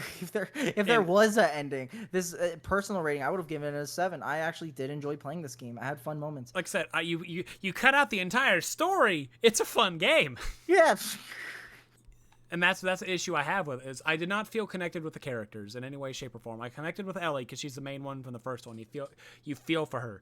Dina's the one you interact with the most, but even then you don't interact with her enough to really feel a connection to her. She's Ellie's love interest. That's kind of it. I can't tell you much about Dina except she has a sister. They are Jewish. At least it's kind of insinuated that Dina is if you interact with her inside of the church enough, she tells how she was Jewish. She still prays. Pray. That's what I'm saying. So she says she prays, but she also specified herself that it's more of a way to of a message to herself or just to put out into the universe. So I think she was. So she was. Was it? She definitely is religious, but she whiz Jewish. She weighs Jewish. But like that's all I can really think of for her character. She's pregnant.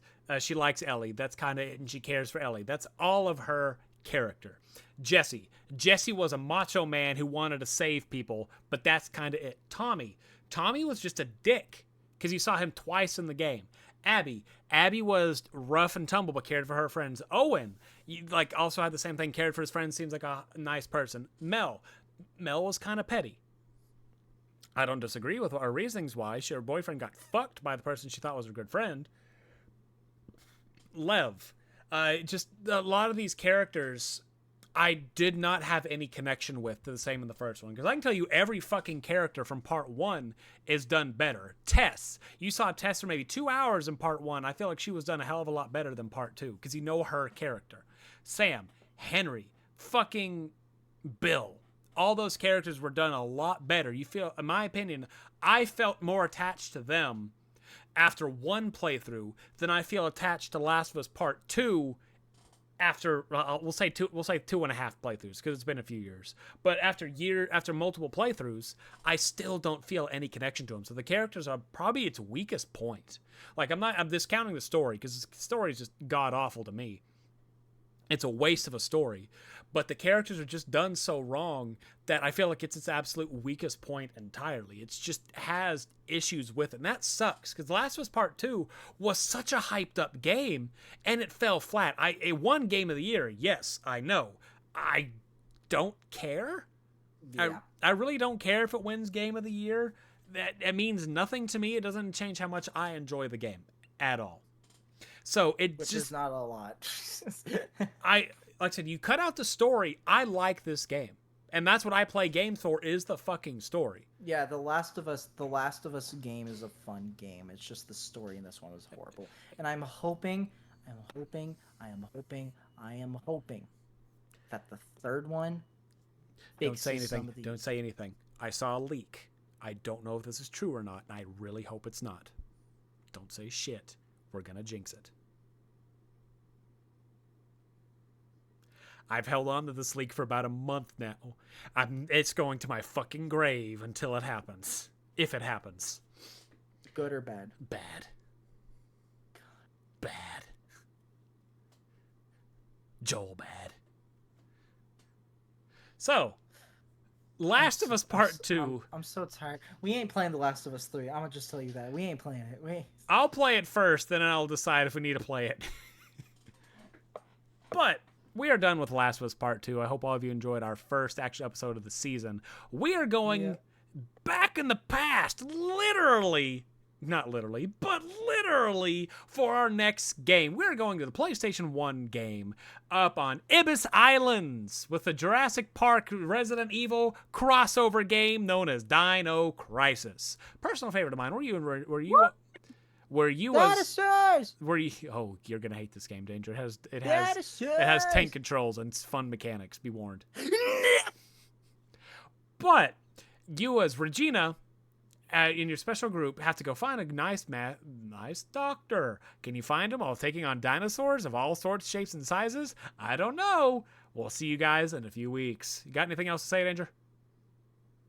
This game fucking sucks. Agreed. Last of Us Part 2. I'm sorry, Last of Us Part 2 fans. This is our start of season 2. Can we do a do-over? You know what? Let's throw away this 4 hours of footage and go record a different game. You want to play Monkey Ball? No. Okay. We must deal with the bad. We have to have one game we both unanimously say is a bad game. And it's Last of Us Part 2, unfortunately. Sucks, man. I can't wait for more. Peace out, everybody. See ya. Bye.